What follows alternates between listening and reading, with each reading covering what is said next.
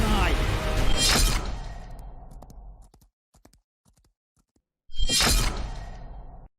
മരണത്തെ ജയിച്ചുയർത്തെഴുന്നേറ്റ യേശുക്രിസ്തുവിൻ്റെ നിസ്തുല്യമായ നാമത്തിൽ ട്രൂത്ത് ഫൈറ്റേഴ്സിൻ്റെ എല്ലാ പ്രേക്ഷകർക്കും ഞങ്ങളുടെ സ്നേഹ വന്ദനങ്ങൾ. നമ്മളെല്ലാവരും സ്ഥിരം കാണുന്ന ഒരു കാര്യമാണ് ഇസ്ലാമിലെ ന്യായീകരണ ഫാക്ടറികൾ.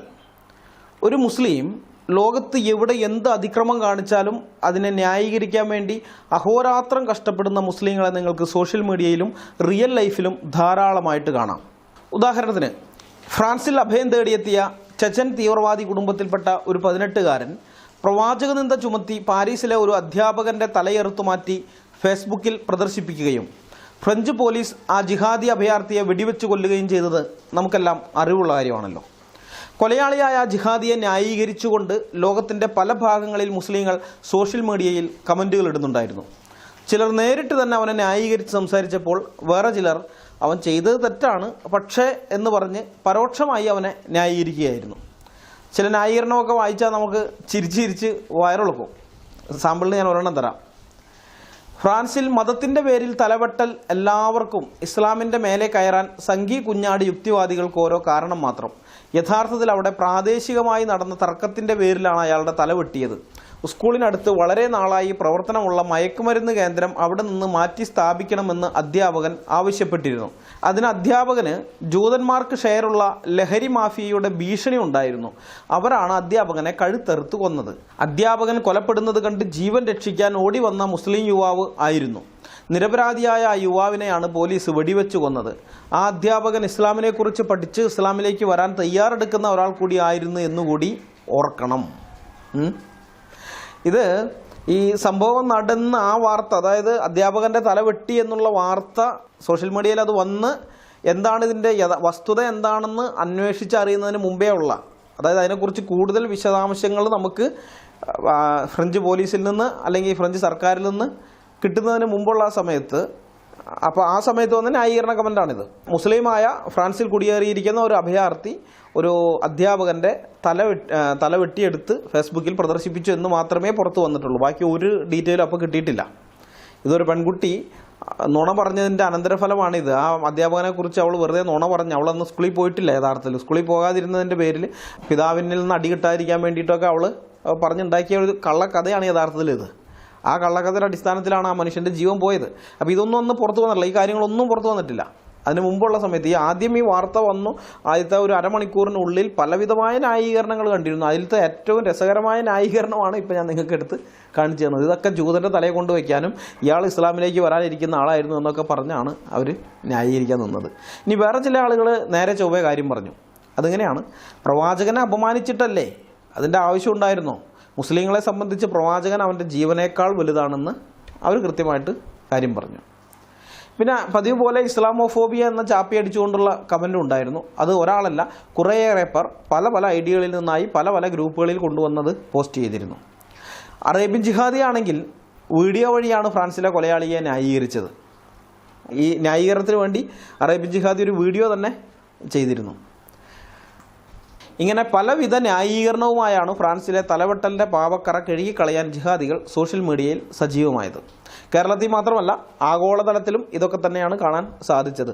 ഭാഷ ഇംഗ്ലീഷായി എന്നല്ലാതെ പറയുന്ന കാര്യങ്ങളിൽ വ്യത്യാസമൊന്നും ഉണ്ടായിരുന്നില്ല. ഇത് ഇന്നും ഇന്നലെയും തുടങ്ങിയ പരിപാടിയല്ല. ലോകത്ത് ഏതൊരു മുസ്ലിം എന്ത് കൊള്ളരുതായ്മ കാണിച്ചാലും ഇവരെ പോലെയുള്ളവർ അതിനെ ന്യായീകരിക്കാൻ രംഗത്ത് വരും. ഒസാമ ബിൻ ലാദനെ രക്തസാക്ഷിയാക്കും. അജ്മൽ കസബിനും യാക്കൂബ് മേമനും വേണ്ടി ഇവർ മയ്യത്ത് നമസ്കാരം നടത്തും. അങ്ങനെ ഇവർ ഇസ്ലാമിനോടുള്ള തങ്ങളുടെ കൂറ്, അചഞ്ചലമായ ആ കൂറ് പ്രദർശിപ്പിച്ചുകൊണ്ടിരിക്കുകയും ചെയ്യും. ഇപ്പോൾ കുറച്ച് നാൾ മുമ്പ് നമുക്കറിയാവുന്നതുപോലെ ഉത്തരേന്ത്യയിൽ ഒരു ഹിന്ദുവിൻ്റെ വീട്ടിൽ കല്യാണത്തിന് ഭക്ഷണം ഉണ്ടാക്കാൻ വേണ്ടി വിളിച്ച കാറ്ററിംഗ് ടീമിൽപ്പെട്ട ഒരു മുസ്ലിം അവനുണ്ടാക്കിക്കൊണ്ടിരിക്കുന്ന തന്തൂരി റൊട്ടിയിൽ തുപ്പിക്കൊണ്ടിരുന്ന ആ വീഡിയോ നിങ്ങൾ കണ്ടു കാണുമെന്ന് ഞാൻ വിചാരിക്കുന്നു. ട്രൂത്ത് ഫൈറ്റേഴ്സിൻ്റെ കഴിഞ്ഞ വീഡിയോയിൽ ആ കാര്യം നമ്മൾ ചർച്ച ചെയ്തതാണ്. അപ്പോൾ അതിനെ ന്യായീകരിച്ചുകൊണ്ട് അനിൽ മുഹമ്മദ്, നിഷ്പക്ഷ ജിഹാദി അനിൽ മുഹമ്മദ് ഇത് പൊടി ഊതിക്കളയുന്നതാണെന്നും പറഞ്ഞുകൊണ്ട് വീഡിയോ ചെയ്തിരുന്നു. അതുപോലെ തന്നെ കൊറോണ കാലത്ത് നമ്മുടെ കേരളത്തിൽ പത്തനംതിട്ട ജില്ലയിൽ കൊറോണ രോഗം സ്ഥിരീകരിച്ച ഒരു ദളിത് പെൺകുട്ടിയെ ആശുപത്രിയിലേക്ക് കൊണ്ടുപോകുന്ന വഴി ആംബുലൻസ് ഡ്രൈവറായ നൗഫൽ ബലാത്സംഗം ചെയ്തത് നിങ്ങൾക്ക് ഓർമ്മ കാണുമല്ലോ. യഥാർത്ഥത്തിൽ ഈ വീഡിയോ ഞാൻ അപ്പോൾ ചെയ്യാൻ വേണ്ടി സ്ക്രിപ്റ്റൊക്കെ തയ്യാറാക്കിയതാണ്. ഇതിന് വേണ്ടുന്ന ഹദീസുകളും മറ്റ് സാധനമൊക്കെ പലയിടങ്ങളിൽ നിന്നായിട്ട് കമൻസുകളും അതെല്ലാം ശേഖരിച്ച് എന്തുകൊണ്ടാണ് ഇവരിങ്ങനെ ന്യായീകരണം നടത്തുന്നത് എന്നുള്ള വിഷയത്തിലൊരു വീഡിയോ ചെയ്യണമെന്ന് വെച്ചിട്ട് അപ്പോഴേ റെഡിയാക്കി വെച്ചതാണ്. പക്ഷെ അത് സാധിച്ചില്ല. ഇപ്പോഴാണ് ദൈവം അതിനുള്ളൊരു അവസരം ഒരുക്കി തന്നിരിക്കുന്നത്. ഇതിനു മുമ്പ് 3 പ്രാവശ്യം റെക്കോർഡ് ചെയ്തതാണ്. 3 പ്രാവശ്യം റെക്കോർഡ് ചെയ്തതും ശരിയായില്ല, കളയേണ്ടി വന്നു. പിന്നെ മറ്റ് വ്യക്തിപരമായ തിരക്കുകളും അതൊക്കെ കൊണ്ട് അത് സാധിച്ചില്ല. ഏതായാലും ഇപ്പോൾ ഇതിന് ദൈവം ഒരു അവസരം തന്നിരിക്കുകയാണ്. അപ്പം അന്ന് ആ കൊറോണ രോഗിയായ പെൺകുട്ടിയെ ആശുപത്രിയിലേക്ക് കൊണ്ടുപോകുന്ന വഴി ആംബുലൻസ് ഡ്രൈവറായ നൗഫൽ ബലാത്സംഗം ചെയ്തതിൻ്റെ പേരിൽ നൗഫൽ അറസ്റ്റ് ചെയ്യപ്പെടുകയുണ്ടായി. ഈ അറസ്റ്റ് ചെയ്യപ്പെട്ടപ്പോഴേക്കും നൗഫലിനെ രക്ഷിക്കാൻ വേണ്ടി മുസ്ലിങ്ങൾ അരയും തലയും മുറുക്കി സോഷ്യൽ മീഡിയയിൽ രംഗത്തെത്തിയിരുന്നു. കൊറോണ രോഗിയെ ആംബുലൻസ് ഡ്രൈവർ ബലാത്സംഗം ചെയ്തു എന്ന വാർത്ത കൊടുത്ത പത്രങ്ങളുടെ ഓൺലൈൻ പതിപ്പിൻ്റെ കമൻറ്റ് ബോക്സുകളിലെല്ലാം നൗഫലിനെ വെള്ളപൂശാനും ബലാത്സംഗം ചെയ്യപ്പെട്ട പെൺകുട്ടിയിൽ സ്വഭാവദൂഷ്യം ആരോപിക്കാനും മുസ്ലിങ്ങൾ തിക്കിത്തിരക്കുകയായിരുന്നു. സോഷ്യൽ മീഡിയ മുസ്ലിങ്ങൾ. സാമ്പിളിന് ചില കമൻസിൻ്റെ സ്ക്രീൻഷോട്ട് ഞാൻ കാണിക്കാം. ഇത് അൻസാർ പള്ളിക്കൽ എന്നൊരുത്തനിട്ട കമൻ്റാണ്. ആറന്മുളയിൽ കോവിഡ് രോഗിയെ പീഡിപ്പിച്ചതുമായി ബന്ധപ്പെടുത്തി നമ്മുടെ പ്രിയങ്കരനായ നൗഫലിനെ സംഘപരിവാറുകാർ വേട്ടയാടുകയും ഇസ്ലാം വിരുദ്ധരായ മാധ്യമങ്ങൾ ആഘോഷിക്കുകയുമാണ്. പൗരത്വ ഭേദഗതി സമരകാലത്ത് ഉറക്കം പോലും ഉപേക്ഷിച്ച് ആംബുലൻസിൽ ഭക്ഷണപ്പൊതികളുമായി സമരവേദികളിൽ നിറസാന്നിധ്യമായിരുന്ന സഹോദരനെ നമ്മൾ മറക്കുന്നത് സമുദായത്തോട് ചെയ്യുന്ന അനീതിയാണ്. ദയവ് ചെയ്ത് നമ്മുടെ സമുദായാംഗങ്ങൾ നൗഫലിനെ കുറ്റപ്പെടുത്തി സോഷ്യൽ മീഡിയയിൽ പ്രതികരിക്കരുത്. മാത്രവുമല്ല, സംഘപരിവാർ ഗൂഢാലോചനയിൽ പ്രതിയാക്കപ്പെട്ട സഹോദരന് നീതി ലഭിക്കുന്നതിനായി നാം എല്ലാവരും പരമാവധി സപ്പോർട്ട് കമൻറ്റുകളിൽ ഇടുക. കോവിഡ് പോസിറ്റീവായ ഒരു ദളിത് പെൺകുട്ടിയെ ബലാത്സംഗം ചെയ്ത നൗഫൽ നല്ലവനാണ്, മുസ്ലിങ്ങൾക്ക് പ്രിയങ്കരനാണ്, സംഘപരിവാർ അവനെ വേട്ടയാടുകയാണ്, അവനെതിരെ സംഘപരിവാർ ഗൂഢാലോചന നടത്തിയിരിക്കുകയാണ്. അങ്ങനെ ഗൂഢാലോചന നടത്തിയിരിക്കുന്ന അവരൊക്കെയാണ് കുറ്റക്കാർ, അല്ലാതെ നൗഫലല്ല കുറ്റക്കാരനെന്നാണ് ഈ ജിഹാദി പറയുന്നത്. കോവിഡ് രോഗിയെ ബലാത്സംഗം ചെയ്ത നൗഫലിനെ മുസ്ലിങ്ങൾ മറക്കുന്നത് സമുദായത്തോട് ചെയ്യുന്ന അനീതിയാണ്. അതുകൊണ്ട് മുസ്ലിങ്ങൾ ആരും സോഷ്യൽ മീഡിയയിൽ നൗഫലിനെ കുറ്റപ്പെടുത്തി ഒന്നും പറയാൻ പാടില്ല അത്രേ. ഇനി അടുത്ത ആളുടെ കമൻ്റ് ഒന്ന് നോക്കാം. മുഹമ്മദ് എക്ലെ എന്നൊരു ദാവാക്കാരൻ്റെയാണ് ഈ കമൻറ്റ്. ഞാനത് വായിക്കാം. പെണ്ണുങ്ങളെ രാത്രിയിൽ മേയാൻ വിടുന്ന മാതാപിതാക്കൾക്ക് ഇത്തരം അനുഭവങ്ങൾ പാഠമാകട്ടെ. ഇത് രോഗാവസ്ഥയിലായ പെൺകുട്ടിയാണ്, അതുകൊണ്ടാവാം ഒറ്റയ്ക്ക് പോകേണ്ടി വന്നത്. എങ്കിലും സഹോദരങ്ങൾ അവരെ പിന്തുടരണമായിരുന്നു. പാകിസ്ഥാനിലെ പെഷവാറിലെയും മറ്റും ഗ്രാമങ്ങളിലെ സ്ത്രീകൾ മുറ്റത്തേക്ക് പോലും ഇറങ്ങാറില്ല. അഥവാ ആശുപത്രിയിൽ പോകണമെങ്കിൽ സഹോദരനെയോ ഭർത്താവിനെയോ കൂട്ടിവിടും. അവിടെ പീഡനവുമില്ല. അനുസരണക്കേട് കാണിക്കുന്ന സ്ത്രീകളെ ഉചിതമായ ശിക്ഷയും അവിടെ കൊടുക്കാറുണ്ട്. ഇവിടെ ജനാധിപത്യവും പറഞ്ഞ് മൂഞ്ചിയിരിക്കുന്നത് കൊണ്ടാണ് ഇത്തരം സംഭവങ്ങൾ ഉണ്ടാകുന്നത്. ഇത് മുഹമ്മദ് എക്ലെ പറഞ്ഞിരിക്കുന്നതാണ്. ഒരു കല്ലിൽ 2 മാങ്ങ എന്ന് കേട്ടിട്ടുണ്ട്. ഇവിടെ പക്ഷേ ഇവൻ ഒറ്റക്കല്ലിൽ 4 മാങ്ങയാണ് ഈ മുഹമ്മദ് എക്ലെ എന്ന ദാവാക്കാരൻ വീഴ്ത്താൻ വേണ്ടി നോക്കുന്നത്. നൗഫലിനെ കുറ്റത്തിൽ നിന്ന് ഒഴിവാക്കുന്നതോടൊപ്പം തന്നെ പെൺകുട്ടിയുടെ വീട്ടുകാരാണ് കുറ്റക്കാർ എന്ന് വരുത്താനും കിട്ടിയ അവസരത്തിൽ പാകിസ്ഥാനെ ഒന്ന് വെളുപ്പിച്ചെടുക്കാനും അതോടൊപ്പം ജനാധിപത്യത്തിനേക്കാൾ നല്ലത് മതാധിപത്യമാണെന്ന് പറയാനും മുഹമ്മദ് എക്ലെ ഇവിടെ ശ്രമിക്കുകയാണ്. ഇവൻ്റെ അഭിപ്രായത്തിൽ അച്ഛൻ മരിച്ചുപോയതും സഹോദരന്മാരില്ലാത്തതുമായ പെൺകുട്ടികൾ എന്തൊക്കെ പ്രശ്നങ്ങൾ വന്നാലും രാത്രി വീടിന് പുറത്തിറങ്ങാൻ പാടില്ല. അങ്ങനെ ആരെങ്കിലും പുറത്തിറങ്ങിയാൽ അവർക്ക് ഉചിതമായ ശിക്ഷ കൊടുക്കേണ്ടതാണ്. അങ്ങനെ പുറത്തിറങ്ങിയ സമയത്ത് ഏതെങ്കിലും സ്ത്രീ ബലാത്സംഗം ചെയ്യപ്പെട്ടാൽ ബലാത്സംഗം ചെയ്തവന് യാതൊരു കുറ്റവുമില്ല. കുറ്റമെല്ലാം പെൺകുട്ടിക്കോ അവളുടെ വീട്ടുകാർക്കും മാത്രമായിരിക്കും. ഇതാണ് ഇവൻ പറഞ്ഞു വരുന്നത്. ഇനി നമുക്ക് അടുത്ത ആളുടെ കമൻ്റ് ഒന്ന് നോക്കാം. ഇത് അബ്ദുൾ മജീദ് എന്നൊരുത്തൻ്റെ കമൻ്റാണ്. ഞാൻ വായിക്കാം. നൗഫൽ അറിഞ്ഞുകൊണ്ട് ഇങ്ങനെ ഒരു കൃത്യം ചെയ്യുമെന്ന് ഒരിക്കലും കരുതുന്നില്ല. ആ പെൺകുട്ടിയുടെ ചുറ്റുപാടുകളും സ്വഭാവവും കൂടി അന്വേഷിക്കേണ്ടതാണ്. ആരോഗ്യ പ്രവർത്തകരെ മനഃപൂർവ്വം ഒഴിവാക്കിയത് ആ പെൺകുട്ടി തന്നെയാവും. ഒടുക്കം കുറ്റം മുഴുവൻ അവൻ്റെ തലയിലും. ഡ്രൈവർ ഒരു മുസ്ലിം മതവിശ്വാസി ആയതുകൊണ്ട് ഈ നാട്ടിലെ മീഡിയയും ആൾക്കാർക്കും എന്തൊരു ആവേശമാണ്. അവൻ പറയുന്നതാണ്. ആരറിഞ്ഞുകൊണ്ട് ഇങ്ങനെ ഒരു കൃത്യം ചെയ്യില്ലെന്നാണ് ഇവൻ പറയുന്നത്. എനിക്ക് മനസ്സിലാകുന്നില്ല, അതുകൊണ്ടാണ് ചോദിക്കുന്നത്. ആരറിഞ്ഞുകൊണ്ട്? ഇവൻ അറിഞ്ഞുകൊണ്ട് നൗഫൽ ഇങ്ങനെ ഒരു കാര്യം ചെയ്യില്ലെന്നാണോ, അതോ നൗഫൽ അറിഞ്ഞുകൊണ്ട് വേറെ ആരെങ്കിലും ഇങ്ങനെ ഒരു കൃത്യം ചെയ്യില്ലെന്നാണോ ഇവ ഉദ്ദേശിച്ചത്? എന്താ ഉദ്ദേശിച്ചിരിക്കുന്നത് മനസ്സിലാകുന്നില്ല. ബലാത്സംഗം ചെയ്തത് നൗഫലാണെന്നാണ് പെൺകുട്ടി പറയുന്നത്. പോലീസും അത് തന്നെയാണ് പറയുന്നത്. നൗഫലാണെങ്കിൽ കുറ്റസമ്മതം നടത്തുകയും ചെയ്തു. എന്നിട്ടും ഇവൻ പറയുന്നത് പെൺകുട്ടിയുടെ ചുറ്റുപാടുകളും സ്വഭാവവും കൂടി അന്വേഷിക്കണമെന്നാണ്. ആ പെൺകുട്ടി തന്നെയായിരിക്കും ആരോഗ്യ പ്രവർത്തകരെ മനഃപൂർവ്വം ഒഴിവാക്കിയതെന്നൊക്കെയാണ് ഇവൻ പറയുന്നത്. ഇമാതിരി ന്യായീകരണ സുടുക്കളെയൊന്നും അടുത്ത കാലത്ത് കണ്ടിട്ടില്ല. ഇവനൊക്കെ മലയാളികളുടെ സാമാന്യ ബുദ്ധിക്ക് നേരെ കാർക്കിച്ച് തുപ്പുകയാണ്. പിന്നെ മുസ്ലിം മതവിശ്വാസി ആയതുകൊണ്ടാണ് മീഡിയയ്ക്കും ആൾക്കാർക്ക് ഇത്ര ആവേശമെന്ന് ഇവൻ്റെ ഇരവാദക്കരച്ചിൽ കണ്ടോ? കൊറോണ രോഗിയെ ബലാത്സംഗം ചെയ്തവൻ മുസ്ലിം മതവിശ്വാസി ആയതുകൊണ്ടല്ല. കൊറോണ രോഗിയെ ബലാത്സംഗം ചെയ്ത സംഭവം ലോകത്തിൽ ഇന്ന് വരെ കേട്ടുകേൾവി പോലും ഇല്ലാത്ത ഒന്നായതുകൊണ്ടാണ് മീഡിയകളും സോഷ്യൽ മീഡിയകളും ഇതിന് ഇത്ര പ്രാധാന്യം കൊടുക്കുന്നത്. ന്യൂനപക്ഷ കാർഡ് ഇറക്കിക്കൊണ്ടുള്ള ഇരവാദ കരച്ചിൽ എത്ര നാൾ നിങ്ങളിങ്ങനെ കൊണ്ടു നടക്കും? നമുക്ക് വീണ്ടും ഒരു കമൻറ്റ് കൂടി നോക്കാം. അതും ഈ അബ്ദുൾ മജീദിൻ്റെ തന്നെയാണ്, ഞാൻ വായിക്കാം. ആറന്മുള സംഭവം പീഡനമല്ല, മറിച്ച് അത് ഉഭയകക്ഷി സമ്മതത്തോടെ ആയിരുന്നു എന്നത് അരിയാഹാരം കഴിക്കുന്നവർക്ക് മനസ്സിലാകും. സത്യം പുറത്തു വരും മുമ്പ് ആ വ്യക്തിയെയും ഒരു മതവിഭാഗത്തെയും കരിവാരി തേക്കുന്നതിന് പിന്നിൽ ചില പ്രത്യേക വിഭാഗം ആളുകളുടെ സംഘടിത ബുദ്ധി ഉണ്ടെന്ന് തീർച്ച. ഫീലിംഗ് പരമപുച്ഛം.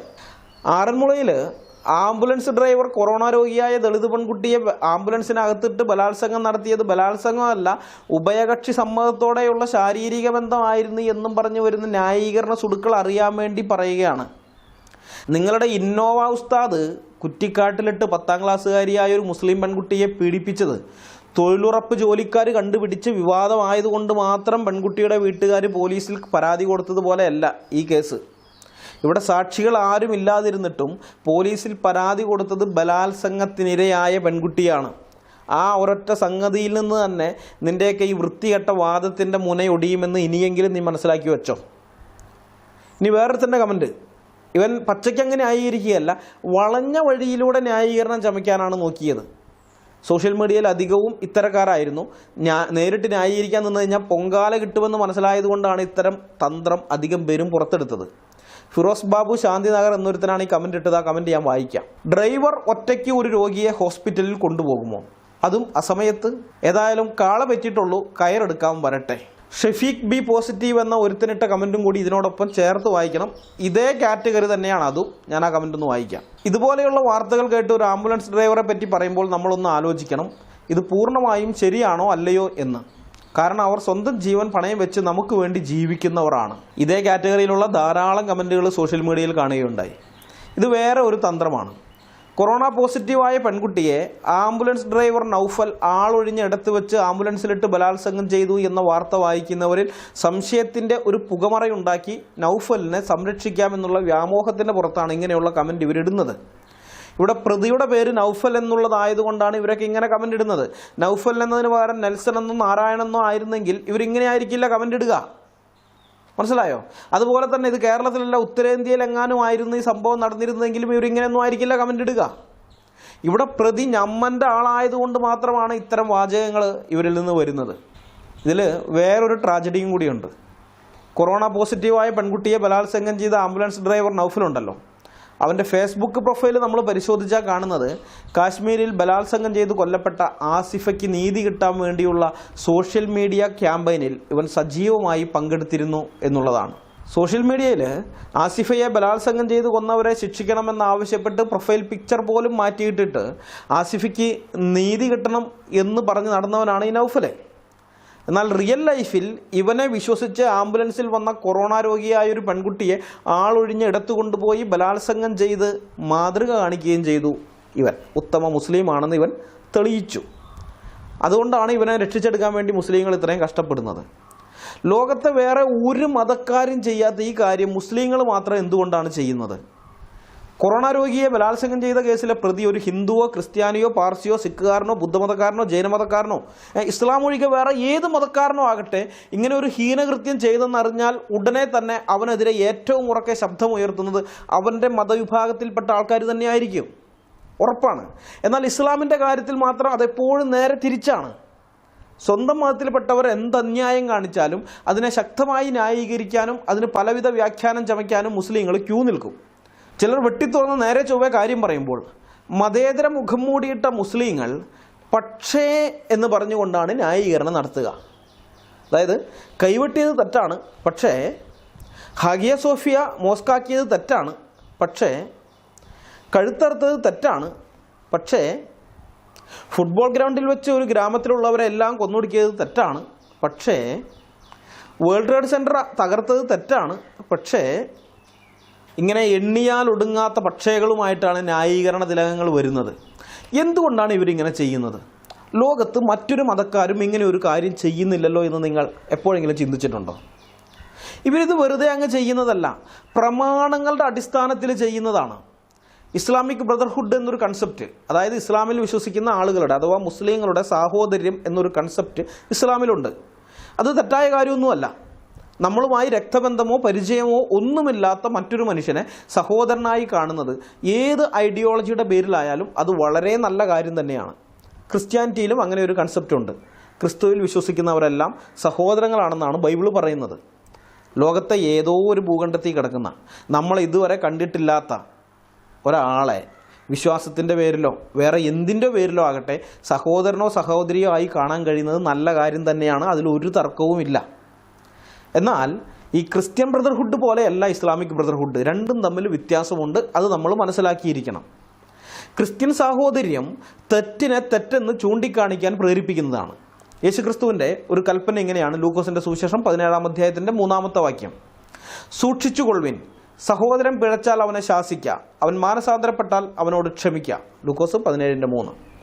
ക്രിസ്തു വിശ്വാസിയായ ഒരാൾ അല്ലെങ്കിൽ ക്രിസ്തുവിൽ സഹോദരനായ ഒരാൾ ഒരു തെറ്റ് ചെയ്താൽ ആ തെറ്റ് അവന് ബോധ്യപ്പെടുത്തി കൊടുക്കുക, അവനെ ശാസിക്കുക, അല്ലാതെ ആ തെറ്റ് മറച്ചു വെച്ചുകൊണ്ട് അവനെ ന്യായീകരിക്കരുത് എന്നുള്ളതാണ് ബൈബിളിൻ്റെ പ്രമാണം. ക്രിസ്ത്യൻ ബ്രദർഹുഡ് എന്ന് പറയുന്നത് ഇങ്ങനെയുള്ളതും കൂടിയാണ്. അതായത് ക്രിസ്തുവിൽ സഹോദരൻ എന്ന് പറയുമ്പോൾ ക്രിസ്തുവിൽ വിശ്വസിക്കുന്ന മറ്റൊരാളെ സ്നേഹിക്കുകയും കരുതുകയും പ്രാർത്ഥിക്കുകയും എന്തെങ്കിലും ഒരു ആവശ്യം വരുമ്പോൾ അവനെ സഹായിക്കുകയും ചെയ്യുന്നത് മാത്രമല്ല, അവൻ തെറ്റായ എന്തെങ്കിലും കാര്യം ചെയ്യുകയോ പറയുകയോ ചെയ്താൽ അവനെ തിരുത്തി കൊടുക്കുക എന്നുള്ളതും കൂടിയാണ്. ബ്രദറെ, ആ ചെയ്തത് തെറ്റാണ്, അതിനി ആവർത്തിക്കരുത്. അല്ലെങ്കിൽ ബ്രദർ ഇപ്പോൾ ഈ പറഞ്ഞിരിക്കുന്നത് നമ്മുടെ പ്രമാണം അനുസരിച്ച് അത് തെറ്റായിട്ട് വരും, അങ്ങനെയല്ല നമ്മൾ പറയേണ്ടത് എന്നൊക്കെ പറഞ്ഞ് തിരുത്തി കൊടുക്കേണ്ടതും കൂടിയാണ്. അതാണ് ക്രിസ്ത്യൻ ബ്രദർഹുഡ്. എഫേസ്യ ലേഖനം 5-ാം അധ്യായത്തിൻ്റെ 9 മുതൽ 13 വരെയുള്ള വാക്യങ്ങളാണ് ഞാൻ വായിക്കാൻ പോകുന്നത്. പൗലോസ് അപ്പോസ്തലൻ എഴുതിയിരിക്കുന്നത് ഇങ്ങനെയാണ്: കർത്താവിന് പ്രസാദമായത് എന്തെന്ന് പരിശോധിച്ചുകൊണ്ട് വെളിച്ചത്തിലുള്ളവരായി നടന്നുകൊള്ളുവിൻ. സകല സൽഗുണവും നീതിയും സത്യവുമല്ലോ വെളിച്ചത്തിൻ്റെ ഫലം. ഇരുട്ടിൻ്റെ നിഷ്ഫല പ്രവൃത്തികളിൽ കൂട്ടാളികളാകരുത്. അവയെ ശാസിക്കയത്രേ വേണ്ടത്. അവർ ഗൂഢമായി ചെയ്യുന്നത് പറയുവാൻ പോലും ലജ്ജയാകുന്നു. അവയെ ശാസിക്കുമ്പോഴോ സകലത്തെയും കുറിച്ച് വെളിച്ചത്താൽ ബോധം വരും. ബോധം വരുന്നതെല്ലാം വെളിച്ചം പോലെ തെളിവല്ലോ. എഫേസ്യ ലേഖനം 5-ാം അധ്യായത്തിൻ്റെ 9 മുതൽ 13 വരെ. ഇരുളിൻ്റെ പ്രവൃത്തികൾ ആരെങ്കിലും ചെയ്താൽ ഒരു കാരണവശാലും നിങ്ങളതിന് കൂട്ടാളികളാകരുത്, അതിനെ ശാസിക്കുകയാണ് വേണ്ടത് എന്ന ശക്തമായ കൽപ്പനയാണ് ബൈബിൾ അതിൻ്റെ അനുയായികൾക്ക് നൽകുന്നത്. വേറൊരു വാചകം നോക്കാം: പാപം ചെയ്യുന്നവരെ ശേഷമുള്ളവർക്കും ഭയത്തിനായി എല്ലാവരും കേൾക്കെ ശാസിക്കുക. 1 തിമോത്തിയോസ് 5:20. ഇത് ക്രിസ്ത്യാനിറ്റിക്ക് പുറമേയുള്ളവരുടെ കാര്യമല്ല. ക്രിസ്ത്യാനിറ്റിക്ക് പുറമേയുള്ള ആരെങ്കിലും എന്തെങ്കിലും പാപം ചെയ്തു കഴിഞ്ഞാൽ എല്ലാവരും കേൾക്കെ അവരെ ശാസിക്കുക എന്നുള്ളതല്ല. ക്രിസ്തുവിൽ വിശ്വസിച്ച് നടക്കുന്ന ആളുകളുടെ കാര്യമാണ്. ക്രിസ്തുവിൽ സഹോദരന്മാരായിരിക്കുന്ന ആൾക്കാരോട് ഇടപെടേണ്ട വിധമാണ് ഈ പറയുന്നത്. തെറ്റ് ചെയ്യുന്ന ആൾക്കാരെ സഭയുടെ മധ്യേ പരസ്യമായി ശാസിക്കാനാണ് പറഞ്ഞിരിക്കുന്നത്. ക്രിസ്ത്യൻ ബ്രദർഹുഡ് എന്ന് പറയുന്നത് ഇങ്ങനെയുള്ളതാണ്. അത് ക്രിസ്തുവിൽ വിശ്വസിക്കുന്നവരെ സഹോദരങ്ങളായി കണ്ട് സ്നേഹിക്കാൻ മാത്രമുള്ളതല്ല. ക്രിസ്തുവിൽ വിശ്വസിക്കുന്നവർ ഏതെങ്കിലും തെറ്റ് ചെയ്താൽ അവരെ ശാസിക്കാനും തിരുത്താനും നേർവഴിയിലേക്ക് നടത്താനും കൂടിയുള്ളതാണ്. അതിൻ്റെ ഗുണം എന്താണെന്ന് വെച്ചാൽ സമൂഹം ഒന്നാകെ അധപ്പതിച്ചു പോകുകയില്ല എന്നുള്ളതാണ്. ഒരാൾ തെറ്റായ കാര്യത്തിൽ അകപ്പെട്ടു പോയാൽ അയാളെ തിരുത്താൻ വേറെ കുറേ ആൾക്കാരുണ്ടാകും. ഇനിയിപ്പോൾ ഒരു സമൂഹം ഒന്നടങ്കം തെറ്റിപ്പോയാലും നാളെ അല്ലെങ്കിൽ അടുത്ത തലമുറയിൽ പ്രമാണം പഠിച്ച ആളുകൾ എഴുന്നേറ്റിട്ട് പറയും, നമ്മൾ തെറ്റായ റൂട്ടിലാണ് ഈ പോയിക്കൊണ്ടിരിക്കുന്നത്, തിരുത്തണം, ശരിയായ റൂട്ടിലേക്ക് നമ്മൾ മാറണമെന്ന്. നിങ്ങൾ ക്രിസ്ത്യാനിറ്റിയുടെ ചരിത്രം പരിശോധിച്ച് നോക്കിക്കോ. ഞാൻ ഈ പറഞ്ഞ പോലെയാണ് ഉണ്ടായിട്ടുള്ളതെന്ന് നിങ്ങൾക്ക് കാണാൻ പറ്റും. സഭ അധപ്പതിച്ചു പോയ കാലഘട്ടം ഉണ്ടായിട്ടുണ്ട്. പുറമേ നിന്ന് ആരും വന്നിട്ടല്ല സഭയെ നേരെയാക്കിയത്. സഭയ്ക്കുള്ളിലുണ്ടായിരുന്നവർ തന്നെയാണ്. സഭയ്ക്കകത്തുണ്ടായിരുന്നവർക്ക് സഭയുടെ തെറ്റായ പ്രവണതകളെ തിരുത്താൻ കഴിഞ്ഞത് എന്തുകൊണ്ടാണ്? ഇരുട്ടിൻ്റെ നിഷ്ഫല പ്രവൃത്തികളിൽ നിങ്ങൾ കൂട്ടാളികളാകരുത്, അവയെ ശാസിക്കുകയാണ് വേണ്ടത് എന്ന ബൈബിൾ വചനം അവരക്ഷരം പ്രതി അനുസരിക്കാൻ തയ്യാറായതുകൊണ്ടാണ്. ഈ ക്രൈസ്തവ മൂല്യങ്ങൾ ഇന്ന് യൂറോപ്പിലും അമേരിക്കയിലും ഓസ്ട്രേലിയയിലും ഒക്കെ, അല്ലെങ്കിൽ ക്രൈസ്തവ ഭൂരിപക്ഷമുള്ള രാജ്യങ്ങളിലൊക്കെ നമുക്ക് കാണാവുന്നതാണ്. ഞാൻ പറയുന്നത് ഇവിടങ്ങളിലെ ക്രിസ്ത്യാനികളുടെ കാര്യമല്ല. ഈ ഭൂഖണ്ഡങ്ങളിലുള്ള നിരീശ്വരവാദികളുടെ കാര്യങ്ങൾ നിങ്ങൾ എടുത്താലും അവർ ഈ ക്രിസ്ത്യൻ മൂല്യങ്ങൾ അനുസരിച്ച് തന്നെ പ്രവർത്തിക്കുന്നത് നമുക്ക് കാണാം. നമ്മുടെ നാട്ടിലെ നിരീശ്വരവാദികളുടെ കാര്യമല്ലാട്ടോ ഞാൻ പറഞ്ഞത്, അവിടങ്ങളുടെ നിരീശ്വരവാദികളുടെ കാര്യമാണ്. നമ്മുടെ നാട്ടിലെ നിരീശ്വരവാദികൾ നമുക്കറിയാം. ഇപ്പോൾ രവിചന്ദ്രൻ്റെ ഫാൻസൊക്കെ കുറേ ഉണ്ട്. രവിചന്ദ്രൻ എന്ത് ചെയ്ത് കഴിഞ്ഞാലും അതിനെ കംപ്ലീറ്റ് സപ്പോർട്ട് ചെയ്യുകയാണ്. എന്ത് തെറ്റാണെങ്കിലും ശരി, ഒരു കുഴപ്പമില്ലാതെ കണ്ണുടച്ച് സപ്പോർട്ട് ചെയ്യണം. അല്ലെങ്കിൽ ഓരോരുത്തർക്ക് ആൾദൈവങ്ങളായിട്ട് അതിനകത്ത് കുറേ എണ്ണം ഉണ്ട്. അവരുടെ അനുയായികൾ അവരെ സപ്പോർട്ട് ചെയ്യണം. എന്നാൽ പടിഞ്ഞാറൻ നാടുകളിലെ നിരീശ്വരവാദികൾ ഈ ടൈപ്പല്ല. ചിലരൊക്കെ കാണുമായിരിക്കില്ലെന്ന് ഞാൻ പറയുന്നില്ല, പക്ഷെ ഭൂരിഭാഗം പേരും അങ്ങനെയുള്ളവരല്ല. ഇവരൊക്കെ കുട്ടിക്കാലത്ത് സൺഡേ സ്കൂളിൽ പോയിരുന്നവരും ക്രിസ്ത്യൻ വിശ്വാസമൊക്കെ മനസ്സിലാക്കിയ അങ്ങനെയുള്ള ആൾക്കാരൊക്കെയാണ്. വലുതായി കഴിഞ്ഞപ്പോൾ അതൊക്കെ ഉപേക്ഷിച്ച് ഇവർ നിരീശ്വരവാദികളായി പോയി. ഓക്കെ, പക്ഷെ ചെറുപ്പത്തിലെ ഇവർക്ക് ലഭിച്ചിരിക്കുന്ന ക്രൈസ്തവ മൂല്യങ്ങൾ, ഇതുപോലെയുള്ള ക്രൈസ്തവ മൂല്യങ്ങൾ ഇവർ അധികം ഉപേക്ഷിച്ചതായി കാണുന്നില്ല. അവർ ഇങ്ങനെയുള്ള കാര്യങ്ങളിൽ മുഖം നോക്കാതെ തന്നെ അവർ കുറ്റപ്പെടുത്തും. ഇപ്പോൾ റിച്ചാർഡ് ഡോക്കിൻസ് ചെയ്തിരിക്കുന്ന തെറ്റായ കാര്യങ്ങൾ കഠിനമായി വിമർശിച്ചുകൊണ്ട് രംഗത്ത് വന്നത്, ഞങ്ങളെക്കാളൊക്കെ അധികം, വിശ്വാസികളെക്കാളധികം കഠിനമായി വിമർശിച്ചുകൊണ്ട് രംഗത്ത് വന്നിരുന്നത് ബ്രിട്ടനിലുള്ള ചില ഫിലോസഫേഴ്സ് ആയിരിക്കുന്ന നിരീശ്വരവാദികളാണ്. അവർക്ക് മനസ്സിലായി ഡോക്കിൻസ് പറഞ്ഞതിൻ്റെ ഫിലോസഫിക്കൽ സൈഡ്, ഇത് മണ്ടത്തരമാണ്, ഇത് തെറ്റാണ് പറഞ്ഞിരിക്കുന്നത്, മനഃപൂർവ്വം വഞ്ചിക്കുകയാണെന്നുള്ളതൊക്കെ മനസ്സിലായി കഴിഞ്ഞപ്പോൾ അതിശക്തമായി തന്നെ ആ നിരീശ്വരവാദികൾ ഡോക്കിൻസിനെതിരെ തിരിഞ്ഞിട്ടുണ്ട്. അതുപോലെ ശാസ്ത്രരംഗത്തുള്ള ചില ആളുകൾ, ശാസ്ത്രജ്ഞന്മാരായിരിക്കുന്ന ചില നിരീശ്വരവാദികളും ഡോക്കിൻസിനെതിരെ സംസാരിക്കുകയുണ്ടായി. അവിടെ അവർ ബന്ധങ്ങളൊന്നും നോക്കിയില്ല. തെറ്റായ കാര്യം നമ്മുടെ കൂട്ടത്തിലുള്ളവർ കൊണ്ടു നടക്കരുത്, അത് തിരുത്തണമെന്നവർ ആഗ്രഹിക്കുന്നു. അത് ഈ ക്രൈസ്തവ മൂല്യത്തിൽ നിന്ന് കിട്ടിയതാണത്. സഹോദരൻ പിഴച്ചാൽ അവനെ ശാസിക്കാം, മാനസാന്തരപ്പെട്ടാൽ അവനോട് ക്ഷമിക്കുക എന്നുള്ള ആ വാക്യമുണ്ടല്ലോ. അല്ലെങ്കിൽ ഇരുട്ടിൻ്റെ നിഷ്ഫല പ്രവൃത്തികൾക്ക് കൂട്ടാളികളാകരുത് എന്നുള്ളത്, അല്ലെങ്കിൽ പാപം ചെയ്തവരെ, തെറ്റ് ചെയ്തവരെ ശേഷമുള്ളവർക്ക് ഭയത്തിനായി എല്ലാവരും കേൾക്കെ ശാസിക്കുക എന്നൊക്കെ പറയുന്ന ഈ ക്രൈസ്തവ മൂല്യങ്ങളുടെ അടിസ്ഥാനത്തിലാണ് അവരങ്ങനെയൊക്കെ ചെയ്തത്. നമ്മൾ എന്തായാലും വിഷയത്തിൽ നിന്ന് പുറത്തുപോയി, നമുക്ക് വിഷയത്തിലേക്ക് മടങ്ങി വരാം. ഈ ക്രിസ്ത്യൻ ബ്രദർഹുഡ് എന്ന് പറയുന്നത് ക്രൈസ്തവർ തമ്മിൽ സ്നേഹിക്കാൻ മാത്രമുള്ളതല്ല, തമ്മിൽ ശാസിക്കാനും തെറ്റുകൾ തിരുത്താനും നേർവഴിയിലേക്ക് നടത്താനും ഒക്കെ ഉള്ളതാണ്. അതാണ് ക്രിസ്ത്യൻ ബ്രദർഹുഡ്. എന്നാൽ ഇസ്ലാമിക ബ്രദർഹുഡ് അങ്ങനെയുള്ള ഒന്നേ അല്ല. ലോകത്തെ മുസ്ലിങ്ങളെ ഏറ്റവും അധപ്പതനത്തിലേക്ക് കൊണ്ടുപോകുന്നതും മറ്റ് മുസ്ലിങ്ങളുടെ തെറ്റുകളെ ന്യായീകരിച്ചുകൊണ്ട് അതേ തെറ്റിൽ തന്നെ തുടരാൻ അവരെ ഇടയാക്കുന്നതും ഒക്കെ ഈ ഇസ്ലാമിക് ബ്രദർഹുഡ് കാരണമാണ്. മുസ്ലിങ്ങളുടെ തിയോളജി അനുസരിച്ചാണ് അവരിത് ചെയ്യുന്നത്. വെറുതെ ഒന്നുമല്ല, ചുമ്മാ ചെയ്യുന്നതൊന്നുമല്ല. ഞാൻ ചില ഹദീസുകൾ വായിക്കാം. മുഹമ്മദ് പറഞ്ഞിട്ടുണ്ട്, നിങ്ങൾ ഇങ്ങനെയാണ് ചെയ്യേണ്ടതെന്ന് പറഞ്ഞിട്ടുണ്ട്, അതുകൊണ്ടാണ് ഇവരിതൊക്കെ ചെയ്യുന്നത്. ഹദീസ് ഞാൻ വായിക്കാം. അബൂ ഹുറൈറ നിവേദനം, നബി പറഞ്ഞു, ഒരു അടിമ ദുനിയാവിൽ വെച്ച് മറ്റൊരു അടിമയുടെ ന്യൂനതകൾ മറച്ചു വെച്ചാൽ അന്ത്യദിനത്തിൽ വെച്ച് അള്ളാഹു അവൻ്റെ ന്യൂനതകളും മറച്ചു വെക്കും. സ്വഹീഹ് മുസ്ലിം വാല്യം 3 ഭാഗം 45 ഹദീസ് നമ്പർ 72. ഇവിടെ അടിമ എന്ന് പറഞ്ഞിരിക്കുന്നത് അള്ളാഹുവിൻ്റെ അടിമകളെ കുറിച്ചാണ്, അതായത് മുസ്ലിങ്ങളെ കുറിച്ചാണ്. മുസ്ലിമായൊരു വ്യക്തി മറ്റൊരു മുസ്ലിമിൻ്റെ കുറ്റങ്ങൾ മറച്ചു വെച്ചാൽ ന്യായവിധ ദിവസത്തിൽ അള്ളാഹു അവൻ്റെ കുറ്റങ്ങളും മറച്ചു വയ്ക്കുമെന്നാണ് മുഹമ്മദ് പഠിപ്പിച്ചത്. അന്ത്യദിനത്തിൽ അള്ളാഹുവിൻ്റെ അടുക്കൽ യാതൊരു കുറ്റവുമില്ലാത്തവരായി നിൽക്കണമെന്നാണ് ലോകത്തുള്ള എല്ലാ മുസ്ലിങ്ങളും ആഗ്രഹിക്കുന്നത്. അതുകൊണ്ട് അവരെന്ത് ചെയ്യും? മറ്റു മുസ്ലിങ്ങളുടെ കുറ്റങ്ങൾ മറച്ചു വയ്ക്കാൻ വേണ്ടി ഇവർ കഠിനമായി പരിശ്രമിക്കും. പാകിസ്ഥാനിലെ മുസ്ലിങ്ങൾ അവിടുത്തെ ന്യൂനപക്ഷങ്ങൾക്കെതിരെ നടത്തുന്ന നരനായാട്ടുകളെ പോലും ന്യായീകരിച്ചുകൊണ്ട് ഇവിടെ ഈ അറേബ്യൻ ജിഹാദിയെ പോലെയുള്ളവന്മാർ യൂട്യൂബിൽ വീഡിയോ ഇടുകയും, അതുപോലെ ആ ജുസൂൽ എന്നൊക്കെ പറയുന്ന ഡോക്ടർ, ഇവനൊക്കെ എങ്ങനെ ഡോക്ടറായെന്ന് എനിക്ക് അറിഞ്ഞൂടാ, അങ്ങനെയുള്ള ആ ഡോക്ടറൊക്കെ ഫേസ്ബുക്കിൽ ഇതിനെയൊക്കെ ന്യായീകരിച്ചുകൊണ്ട് പോസ്റ്റുകൾ ഇടുകയൊക്കെ ചെയ്യുന്നത് ഈ കാരണത്താലാണ്. അള്ളാഹുവിൻ്റെ സ്വഭാവം എങ്ങനെയുള്ളതാണെന്ന് കൂടി നമുക്ക് ഇതിൽ നിന്ന് മനസ്സിലാക്കാൻ പറ്റുന്നുണ്ട്. അവൻ്റെ കൊള്ളരുതായ്മ നീ മറച്ചു വെച്ചാൽ നിൻ്റെ കൊള്ളരുതായ്മ ഞാനും മറച്ചു വയ്ക്കുമെന്നാണ് അള്ളാഹു ഇവിടെ പറയുന്നത്. ദൈവം എന്ന് അവകാശപ്പെടുന്ന ഒരു സാധനത്തിന് പറയാൻ പറ്റുന്ന കാര്യമാണോ ഇത്? ഇത് ഞാൻ വേറൊരു ഹദീസ് വായിക്കാം. സാലിം തൻ്റെ പിതാവിൽ നിന്ന് നിവേദനം, നബി പറഞ്ഞു, ഒരു മുസ്ലിം മറ്റൊരു മുസ്ലിമിൻ്റെ സഹോദരനാണ്. അവൻ അവനെ ആക്രമിക്കുകയില്ല, ആക്രമിക്കാൻ ഏൽപ്പിച്ചു കൊടുക്കുകയുമില്ല. ആരെങ്കിലും തൻ്റെ സഹോദരൻ്റെ ആവശ്യ നിർവഹണത്തിലാണെങ്കിൽ അള്ളാഹു അവൻ്റെ ആവശ്യത്തിലുമായിരിക്കും. ആരെങ്കിലും ഒരു മുസ്ലിമിൻ്റെ ദുരിതത്തിന് ആശ്വാസം നൽകിയാൽ അന്ത്യദിനത്തിലെ ദുരിതങ്ങളിൽപ്പെട്ട ഒരു ദുരിതത്തിൽ നിന്ന് അള്ളാഹു അവന് ആശ്വാസം നൽകും. ആരെങ്കിലും ഒരു മുസ്ലിമിൻ്റെ ന്യൂനത മറച്ചു വെച്ചാൽ അന്ത്യദിനത്തിൽ അള്ളാഹു അവൻ്റെ ന്യൂനതയും മറച്ചു വയ്ക്കും. സ്വഹീഹ് മുസ്ലിം വോള്യം 3 ഭാഗം 45 ഹദീസ് നമ്പർ 58. ഒരു മുസ്ലിം മറ്റൊരു മുസ്ലിമിനെ ആക്രമിക്കാൻ ഏൽപ്പിച്ചു കൊടുക്കുകയില്ല. അതുപോലെ ഒരു മുസ്ലിം മറ്റൊരു മുസ്ലിമിൻ്റെ ന്യൂനതകൾ മറച്ചു വെച്ചാൽ അന്ത്യന്യായവിധി ദിവസത്തിൽ അള്ളാഹു അവൻ്റെ ന്യൂനതയും മറച്ചു വയ്ക്കും അത്രേ. മുഹമ്മദ് ഇങ്ങനെ ഒരു ഹദീസ് പറഞ്ഞതുകൊണ്ടാണ് ലോകത്തെ ഏതൊരു മുസ്ലിമിനും എന്തു കൊള്ളരുതായ്മകൾ കാണിക്കാനുള്ള ധൈര്യം കിട്ടുന്നത്. കാരണം തങ്ങളുടെ ദുഷ്ടതകളെ ന്യായീകരിച്ച് വെളുപ്പിക്കാൻ ആൾക്കാരുണ്ടെന്ന് അവർക്കറിയാം. തങ്ങൾ ചെയ്ത ദുഷ്പ്രവൃത്തി കാരണം തങ്ങളെ ആരെങ്കിലും എതിർക്കാൻ വന്നാൽ അവർക്ക് മറുപടി പറയാൻ മറ്റു മുസ്ലിങ്ങൾ വരും എന്നവർക്ക് നന്നായിട്ടറിയാം. മനസ്സിലായോ? അതുകൊണ്ടൊക്കെയാണ് തുർക്കിയിൽ എർദോഗാൻ അവിടെ ഹാഗിയ സോഫിയ മുസ്ലിം പള്ളിയാക്കി മാറ്റിയപ്പോൾ, മോസ്കാക്കി മാറ്റിയപ്പോൾ ഇവിടെ സാദിഖ് അലി ശിഹാബ് തങ്ങളൊക്കെ അതിനെ ന്യായീകരിച്ചുകൊണ്ട് ലേഖനമൊക്കെ എഴുതിയത്. ഇവർക്കറിയാം, ലോകത്തുള്ള ഏത് മുസ്ലിമിനും അതറിയാം. എന്തു കൊള്ളരുതായ്മ വെള്ളം കാണിക്കുക, അതിനെ ന്യായീകരിക്കാൻ വേറെ ആൾക്കാരപ്പുറത്തുണ്ട്, ഞങ്ങളുടെ കൂട്ടത്തിൽപ്പെട്ടവരുണ്ടെന്ന്. ഏറ്റവും നല്ല മുസ്ലിം ആരാണെന്നുള്ള ചോദ്യത്തിന് മുഹമ്മദ് പറഞ്ഞ മറുപടി എന്താണെന്ന് കേട്ടോ. അതുകൂടി കേൾക്കുമ്പോൾ നിങ്ങൾക്ക് കാര്യങ്ങൾ കുറച്ചുകൂടി വ്യക്തമാകും. അബു മൂസ നിവേദനം, അനുചരന്മാർ ഒരിക്കൽ നബിയോട് ചോദിച്ചു, ദൈവദൂതരെ, ആരാണ് മികച്ച മുസ്ലിം? തിരുമേനി അരുളി, ആരുടെ നാവിൽ നിന്നും കയ്യിൽ നിന്നും മുസ്ലിങ്ങൾ സുരക്ഷിതരാകുന്നുവോ അവനാണ്, അല്ലെങ്കിൽ അവൻ്റെ നടപടിയാണ് ഏറ്റവും മികച്ച മുസ്ലിം. സ്വഹീഹ് ബുഖാരി വോളിയം 1 ബുക്ക് 2 ഹദീസ് നമ്പർ 10ഉം 11ഉം ഇത് തന്നെയാണ്. സ്വഹീഹ് ബുഖാരി വോളിയം 8 ബുക്ക് 76 ഹദീസ് നമ്പർ 491 ഇതേ ഹദീസ് തന്നെ നമുക്ക് കാണാൻ പറ്റുന്നതാണ്. അപ്പോൾ നല്ല മുസ്ലിമിനുള്ള മാനദണ്ഡമായി മുഹമ്മദ് പറയുന്ന കാര്യം നിങ്ങൾ ശ്രദ്ധിച്ചോ. ആരുടെ നാവിൽ നിന്നും കയ്യിൽ നിന്നും മുസ്ലിങ്ങൾ സുരക്ഷിതരാകുന്നുവോ അവനാണ് ഏറ്റവും മികച്ച മുസ്ലിം. അതായത് ഒരു മുസ്ലിമിനെ മറ്റൊരു മുസ്ലിം ആക്രമിക്കരുത്. അതുപോലെ തന്നെ പ്രാധാന്യമുള്ളതാണ് ഒരു മുസ്ലിമിനെതിരെ മറ്റൊരു മുസ്ലിം യാതൊന്നും പറയരുത് എന്നുള്ളതും.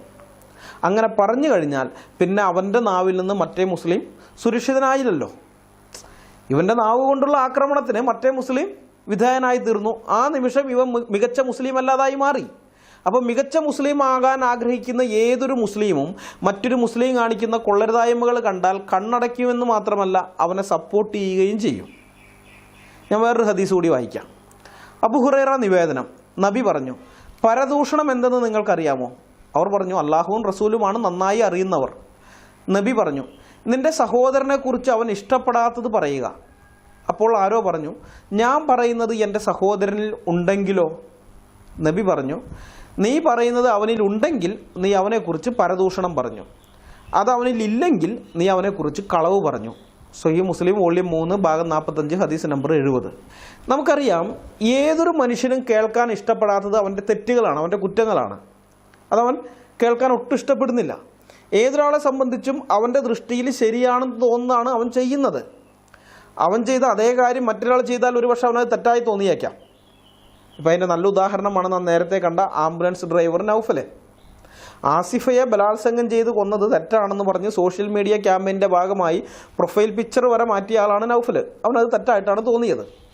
എന്നാൽ അതേ നൗഫൽ തന്നെയാണ് കൊറോണ രോഗിയായ ഒരു ദളിത് പെൺകുട്ടിയെ ബലാത്സംഗം ചെയ്തത്. അവനെ സംബന്ധിച്ച് കൊറോണ രോഗിയോട് അവൻ ചെയ്തത് ശരിയും ആസിഫയോട് മറ്റുള്ളവർ ചെയ്തത് തെറ്റുമാണ്. നൗഫൽ ചെയ്ത കാര്യം തെറ്റാണ് എന്ന് ഏതെങ്കിലും മുസ്ലിങ്ങൾ പറഞ്ഞാൽ അത് കേൾക്കാൻ നൗഫലിന് ഒട്ടും ഇഷ്ടമുണ്ടാകില്ല. ഇതേപോലെ മുസ്ലിങ്ങൾക്ക് ഇഷ്ടപ്പെടാത്ത കാര്യം വേറൊരു മുസ്ലിം പറയാൻ പാടില്ലെന്നാണ് മുഹമ്മദ് പഠിപ്പിച്ചത്. ചുരുക്കി പറഞ്ഞാൽ, ഒരു മുസ്ലിം തെറ്റ് ചെയ്താൽ അതിനെക്കുറിച്ച് അവനോടോ വേറൊരാളോടോ പറയാൻ പാടില്ല. പറഞ്ഞാൽ അത് പരദൂഷണമാണെന്നാണ് മുഹമ്മദ് പറഞ്ഞിരിക്കുന്നത്. ലോകമെമ്പാടുമുള്ള മുസ്ലിങ്ങൾ ഇത് അനുസരിക്കുന്നത് കൊണ്ടാണ് അവരിന്നും അധപ്പതിച്ച് തന്നെ കിടക്കുന്നത്. അവർ തെറ്റി തന്നെ തുടരുന്നത്. കാരണം ഒരുത്തം പോലും നമ്മളിപ്പോൾ പോയിക്കൊണ്ടിരിക്കുന്നത് തെറ്റായ വഴിയിലൂടെയാണ്, മാറി നടക്കണമെന്ന് പറയാൻ അവരുടെ ഇടയിലില്ല. അവർക്ക് കിട്ടിയിരിക്കുന്ന പഠിപ്പിക്കൽ അങ്ങനെയുള്ളതാണ്. ഒരു മുസ്ലിം ചെയ്ത തെറ്റിനെ തെറ്റെന്ന് ചൂണ്ടിക്കാണിക്കാൻ പ്രേരിപ്പിക്കുന്ന പഠിപ്പിക്കലല്ല, അവൻ്റെ തെറ്റിന് നേരെ കണ്ണടയ്ക്കാനും ആ തെറ്റിനെ മറച്ചു വയ്ക്കാനും തെറ്റിനെയും തെറ്റ് ചെയ്തവനെയും ന്യായീകരിക്കാനും പ്രേരിപ്പിക്കുന്ന പഠിപ്പിക്കലാണ് അവർക്ക് കിട്ടിയിരിക്കുന്നത്. ഇത് ദൈവത്തിൽ നിന്നുള്ളതല്ല എന്ന് പ്രത്യേകിച്ച് പറയേണ്ട ആവശ്യമില്ലല്ലോ. ഇത് സത്യദൈവത്തിൽ നിന്നുള്ളതല്ല, ഇത് പിശാചിൽ നിന്നുള്ളതാണ്. മുസ്ലിങ്ങളെ ഒന്നടങ്കം വഴിതെറ്റിച്ച് നരകത്തിൽ കൊണ്ട് തള്ളാൻ വേണ്ടി പിശാച് കൊടുത്ത ഉപദേശമാണത്. പുതിയ നിയമത്തിൽ നിന്നുള്ള ചില വാക്യങ്ങൾ ഞാൻ നേരത്തെ സൂചിപ്പിച്ചല്ലോ. പഴയ നിയമത്തിൽ അത് തന്നെയാണ് പ്രമാണമായി നാം കാണുന്നത്. ഉദാഹരണത്തിന് ലേവ്യ പുസ്തകത്തിൽ നാം വായിക്കുന്നത് ഇങ്ങനെയാണ്: സഹോദരനെ നിന്റെ ഹൃദയത്തിൽ ദ്വേഷിക്കരുത്, കൂട്ടുകാരൻ്റെ പാപം നിന്റെ മേൽ വരാതിരിപ്പാൻ അവനെ താൽപ്പര്യമായി ശാസിക്കണം, പ്രതികാരം ചെയ്യരുത്. ലേവ്യ പുസ്തകം 19:16. കൂട്ടുകാരൻ്റെ പാപം നിന്റെ മേൽ വരാതിരിപ്പാൻ നീ അവനെ താൽപ്പര്യമായി ശാസിക്കണം എന്ന കൽപ്പന ഉണ്ടായിരുന്നുകൊണ്ടാണ് തെറ്റ് ചെയ്ത രാജാക്കന്മാരെ വരെ ശാസിക്കാൻ ഇസ്രായേലിൽ പ്രവാചകന്മാർ തയ്യാറായത്. ദാവീദ് തെറ്റ് ചെയ്തപ്പോൾ നാഥാം പ്രവാചകൻ വന്ന് ദാവീദ് രാജാവിനോട് പറഞ്ഞു, ആ മനുഷ്യൻ നീ തന്നെ എന്ന്. ശമൂവേലിൻ്റെ 2-ാം പുസ്തകം 12-ാം അധ്യായത്തിൽ നമുക്കത് വായിക്കാം. അതുപോലെ ഇസ്രായേൽ രാജാവായിരുന്ന ആഹാബ് തൻ്റെ ഭാര്യയായിരുന്ന ഇസബേലിൻ്റെ പ്രേരണയാൽ നാബോത്ത് എന്നൊരാളെ വധിച്ച് അയാളുടെ മുന്തിരിത്തോട്ടം കവർന്നെടുത്തപ്പോൾ പ്രവാചകനായ ഏലിയാവ് ആഹാബിനടുത്ത് എന്ന് പറയുന്നത് രാജാക്കന്മാരുടെ 1-ാം പുസ്തകം 21-ാം അധ്യായത്തിൻ്റെ 20 മുതൽ 24 വരെയുള്ള ഭാഗത്ത് രേഖപ്പെടുത്തിയിട്ടുണ്ട്. ഞാനത് വായിക്കാം. ആഹാബ് ഏലിയാവോട്, എൻ്റെ ശത്രുവേ, നീ എന്നെ കണ്ടെത്തിയോ എന്ന് പറഞ്ഞു. അതിനവൻ പറഞ്ഞതെന്തെന്നാൽ, അതെ, ഞാൻ കണ്ടെത്തി. യഹോവയ്ക്ക് അനിഷ്ടമായുള്ളത് ചെയ്യുവാൻ നീ നിന്നെ വിറ്റ് കളഞ്ഞതുകൊണ്ട് ഞാൻ നിന്റെ മേൽ അനർത്ഥം വരുത്തും. നിന്നെ അശേഷം നിർമൂലമാക്കി ഇസ്രായേലിൽ ആഹാബിനുള്ള സ്വതന്ത്രനും അസ്വതന്ത്രനുമായ പുരുഷപ്രജയെ ഒക്കെയും ഞാൻ നിഗ്രഹിച്ചു കളയും. നീ എന്നെ കോപിപ്പിക്കുകയും ഇസ്രായേലിനെ കൊണ്ട് പാപം ചെയ്യിക്കുകയും ചെയ്തതുകൊണ്ട് ഞാൻ നിന്റെ ഗൃഹത്തെ നെബോത്തിൻ്റെ മകനായ യെരോബയാമിൻ്റെ ഗൃഹത്തെപ്പോലെയും അഹിയാവിൻ്റെ മകനായ ബയശയുടെ ഗൃഹത്തെപ്പോലെയും ആക്കും. ഈസബേലിനെ കുറിച്ച് യഹോവ അരുളി ചെയ്തത്, നായ്ക്കൾ ഈസബേലിനെ ഇസ്രായേലിൻ്റെ മതിലിനരികെ വെച്ച് തിന്നുകളയും. ആഹാബിൻ്റെ സന്തതിയിൽ പട്ടണത്തിൽ വെച്ച് മരിക്കുന്നവനെ നായ്ക്കൾ തിന്നും, വയലിൽ വെച്ച് മരിക്കുന്നവനെ ആകാശത്തിലെ പക്ഷികൾ തിന്നും. ദുഷ്ടനായ ആഹാബ് രാജാവിൻ്റെ മുമ്പിൽ നിന്ന് അതിധൈര്യത്തോടെ അവൻ്റെ കുറ്റങ്ങൾ ചൂണ്ടിക്കാണിക്കാൻ നമുക്ക് സമസ്വഭാവമുള്ള നമ്മളെപ്പോലെ തന്നെയുള്ള മനുഷ്യനായ ഏലിയാവിന് കഴിഞ്ഞത് ന്യായപ്രമാണം അങ്ങനെ കൽപ്പിച്ചിരുന്നത് കൊണ്ടാണ്. ഇനിയും ഇഷ്ടംപോലെ ഉദാഹരണങ്ങൾ പഴയ നിയമത്തിൽ നമുക്ക് കാണാൻ പറ്റും. പ്രവാചകന്മാർ വഴിതെറ്റിപ്പോയ രാജാക്കന്മാരെയും പുരോഹിതന്മാരെയും കഠിനമായി ശാസിക്കുന്ന ധാരാളം സന്ദർഭങ്ങൾ പഴയ നിയമത്തിലുണ്ട്. കൂട്ടുകാരൻ്റെ പാപം നിന്റെ മേൽ വരാതിരിപ്പാൻ അവനെ താല്പര്യമായി ശാസിക്കണമെന്ന കൽപ്പന അനുസരിക്കാൻ മനസ്സ് വെച്ചതുകൊണ്ടാണ് ജീവന് ഭീഷണി ഉണ്ടാകുമെന്നറിഞ്ഞിട്ടും ഈ പ്രവാചകന്മാർ ധൈര്യപൂർവ്വം രാജാക്കന്മാരെ അടക്കം ശാസിക്കാൻ തയ്യാറായത്. ലേവ്യ പുസ്തകത്തിൽ നിന്ന് തന്നെ വേറൊരു വാക്യം കൂടി ഞാൻ നിങ്ങളുടെ ശ്രദ്ധയിൽ കൊണ്ടുവരാം. ഒരുത്തൻ സത്യവാചകം കേട്ടിട്ട് താൻ സാക്ഷിയായി കാണുകയോ അറിയുകയോ ചെയ്തത് അറിയിക്കാതെ അങ്ങനെ പാപം ചെയ്താൽ അവൻ തൻ്റെ കുറ്റം വഹിക്കണം. ലേവ്യ പുസ്തകം 5-ാം അധ്യായത്തിൻ്റെ 1-ാം വാക്യം. ഇവിടെ ഈ പറയുന്നത് ഇസ്രായേലിലെ കോടതി വ്യവഹാരവുമായി ബന്ധപ്പെട്ട കാര്യമാണ്. സത്യവാചകം കേട്ടിട്ടെന്ന് പറഞ്ഞിരിക്കുന്നത് ഈ സാക്ഷ്യം പറയുന്നതിന് മുമ്പ് ചൊല്ലുന്ന സത്യവാചകത്തെക്കുറിച്ചാണ്. തനിക്ക് വ്യക്തമായി അറിയാവുന്നൊരു കാര്യം അത് ആർക്കെതിരെയുള്ളതാണെങ്കിലും ശരി, അധികാരികളുടെ മുമ്പാകെ അറിയിക്കാതെ ഇരുന്നാൽ അവൻ കുറ്റക്കാരനായിത്തീരുന്നു. അവൻ്റെ കുറ്റത്തിന് ശിക്ഷയുണ്ടെന്നാണ് പഴയ നിയമം പറയുന്നത്. പ്രതിയായി നിൽക്കുന്നത് തനിക്ക് എത്ര വേണ്ടപ്പെട്ട ആളാണെങ്കിലും ശരി, ഞാൻ കണ്ടില്ല അല്ലെങ്കിൽ ഞാൻ കേട്ടില്ല എന്ന് പറഞ്ഞ് അവൻ ഒഴിയാൻ പറ്റില്ല. എന്താണ് നടന്നതെന്ന് അവൻ പറഞ്ഞേ പറ്റൂ, അല്ലെങ്കിൽ അത് പറയാത്തതിൻ്റെ പേരിൽ അവൻ ശിക്ഷിക്കപ്പെടും. ഇത് പഴയ നിയമം മുന്നോട്ട് വയ്ക്കുന്ന ധാർമ്മികതയാണ്. എന്നാൽ മുസ്ലിങ്ങൾക്ക് ഈ പ്രശ്നമില്ല. അവരെ സംബന്ധിച്ച് കാഫിറുകൾ ഉണ്ടാക്കിയ ഭരണഘടനയേക്കാൾ വലുത് അല്ലാഹുവിൻ്റെയും അവൻ്റെ പ്രവാചകൻ്റെയും വാക്കുകളാണ്. മുഹമ്മദാണ് പറഞ്ഞിരിക്കുന്നത്, ആരുടെ കയ്യിൽ നിന്നും നാവിൽ നിന്നും മുസ്ലിങ്ങൾ സുരക്ഷിതരാകുന്നുവോ അവനാണ് ഏറ്റവും മികച്ച മുസ്ലിം. നിന്റെ സഹോദരൻ ഇഷ്ടമില്ലാത്തത് നീ പറഞ്ഞാൽ പിന്നെ അല്ലാഹുവിൻ്റെ അടുക്കൽ നിന്റെ സ്ഥാനം പരദൂഷണക്കാരുടെ കൂട്ടത്തിലാണ്. ആരെങ്കിലും ഒരു മുസ്ലിമിൻ്റെ ന്യൂനത മറച്ചു വെച്ചാൽ അന്ത്യദിനത്തിൽ അല്ലാഹു അവൻ്റെ ന്യൂനതയും മറച്ചു വയ്ക്കും എന്നൊക്കെ. ഈ മതനിയമം അനുസരിച്ചില്ലെങ്കിൽ പരലോകത്ത് അല്ലാഹുവിൻ്റെ കോപത്തിന് പാത്രമായി നരകത്തിലേക്ക് പോകേണ്ടി വരും എന്ന് ഭയപ്പെടുന്നൊരു മുസ്ലിം എങ്ങനെയാണ് മറ്റൊരു മുസ്ലിം ചെയ്ത തെറ്റിനെതിരെ ശബ്ദിക്കുന്നത്? എങ്ങനെയാണ്? ഒരിക്കലും ശബ്ദിക്കുകയില്ല, ഒരിക്കലും ശബ്ദിക്കില്ല. ഞാൻ വേറെ 2 ഹദീസുകൾ കൂടി വായിക്കാം.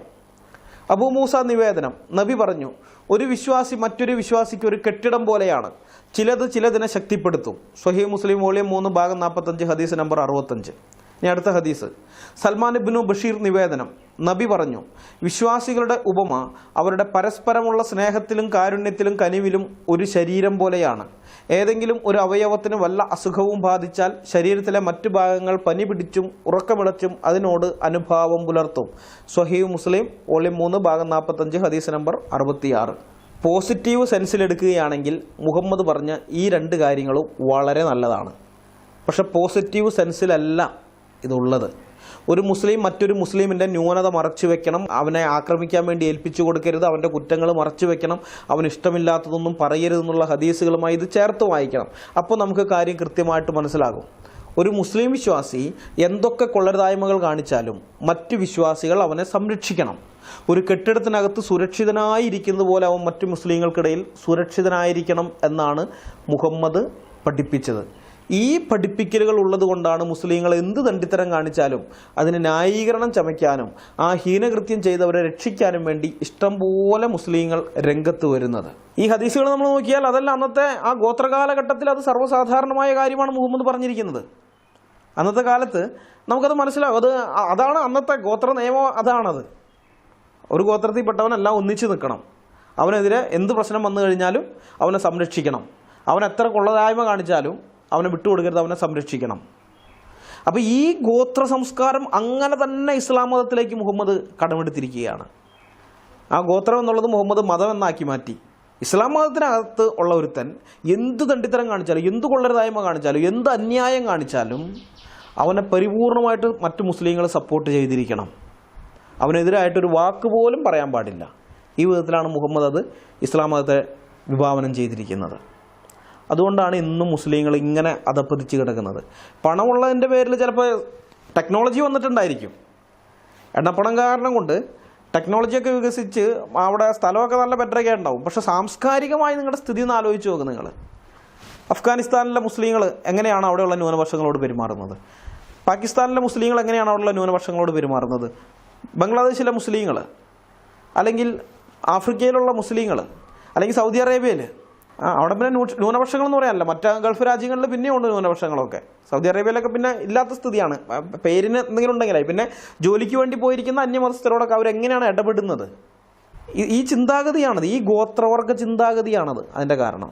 ഈ ഗോത്രവർഗ ചിന്താഗതിയാണ്, പ്രമാണം അങ്ങനെയാണ് അവരെ പഠിപ്പിച്ചിരിക്കുന്നത്. അത് തന്നെയാണ് ഇന്ന് സോഷ്യൽ മീഡിയയിൽ മുസ്ലിങ്ങളൊക്കെ ചെയ്യുന്നതും. ഒരു ഇതുമില്ലാതെ മുസ്ലിങ്ങൾ ഈ ചെയ്യുന്നതെല്ലാം ഈ പ്രമാണത്തിൻ്റെ അടിസ്ഥാനത്തിലാണ്. അല്ലെങ്കിൽ ആർക്ക് പറ്റും? ഒരുത്തൻ പരസ്യമായിട്ട് ഒരാളുടെ തല അറുത്തിരിക്കുന്നു, അവനെങ്ങനെ ന്യായീകരിക്കാൻ പറ്റും?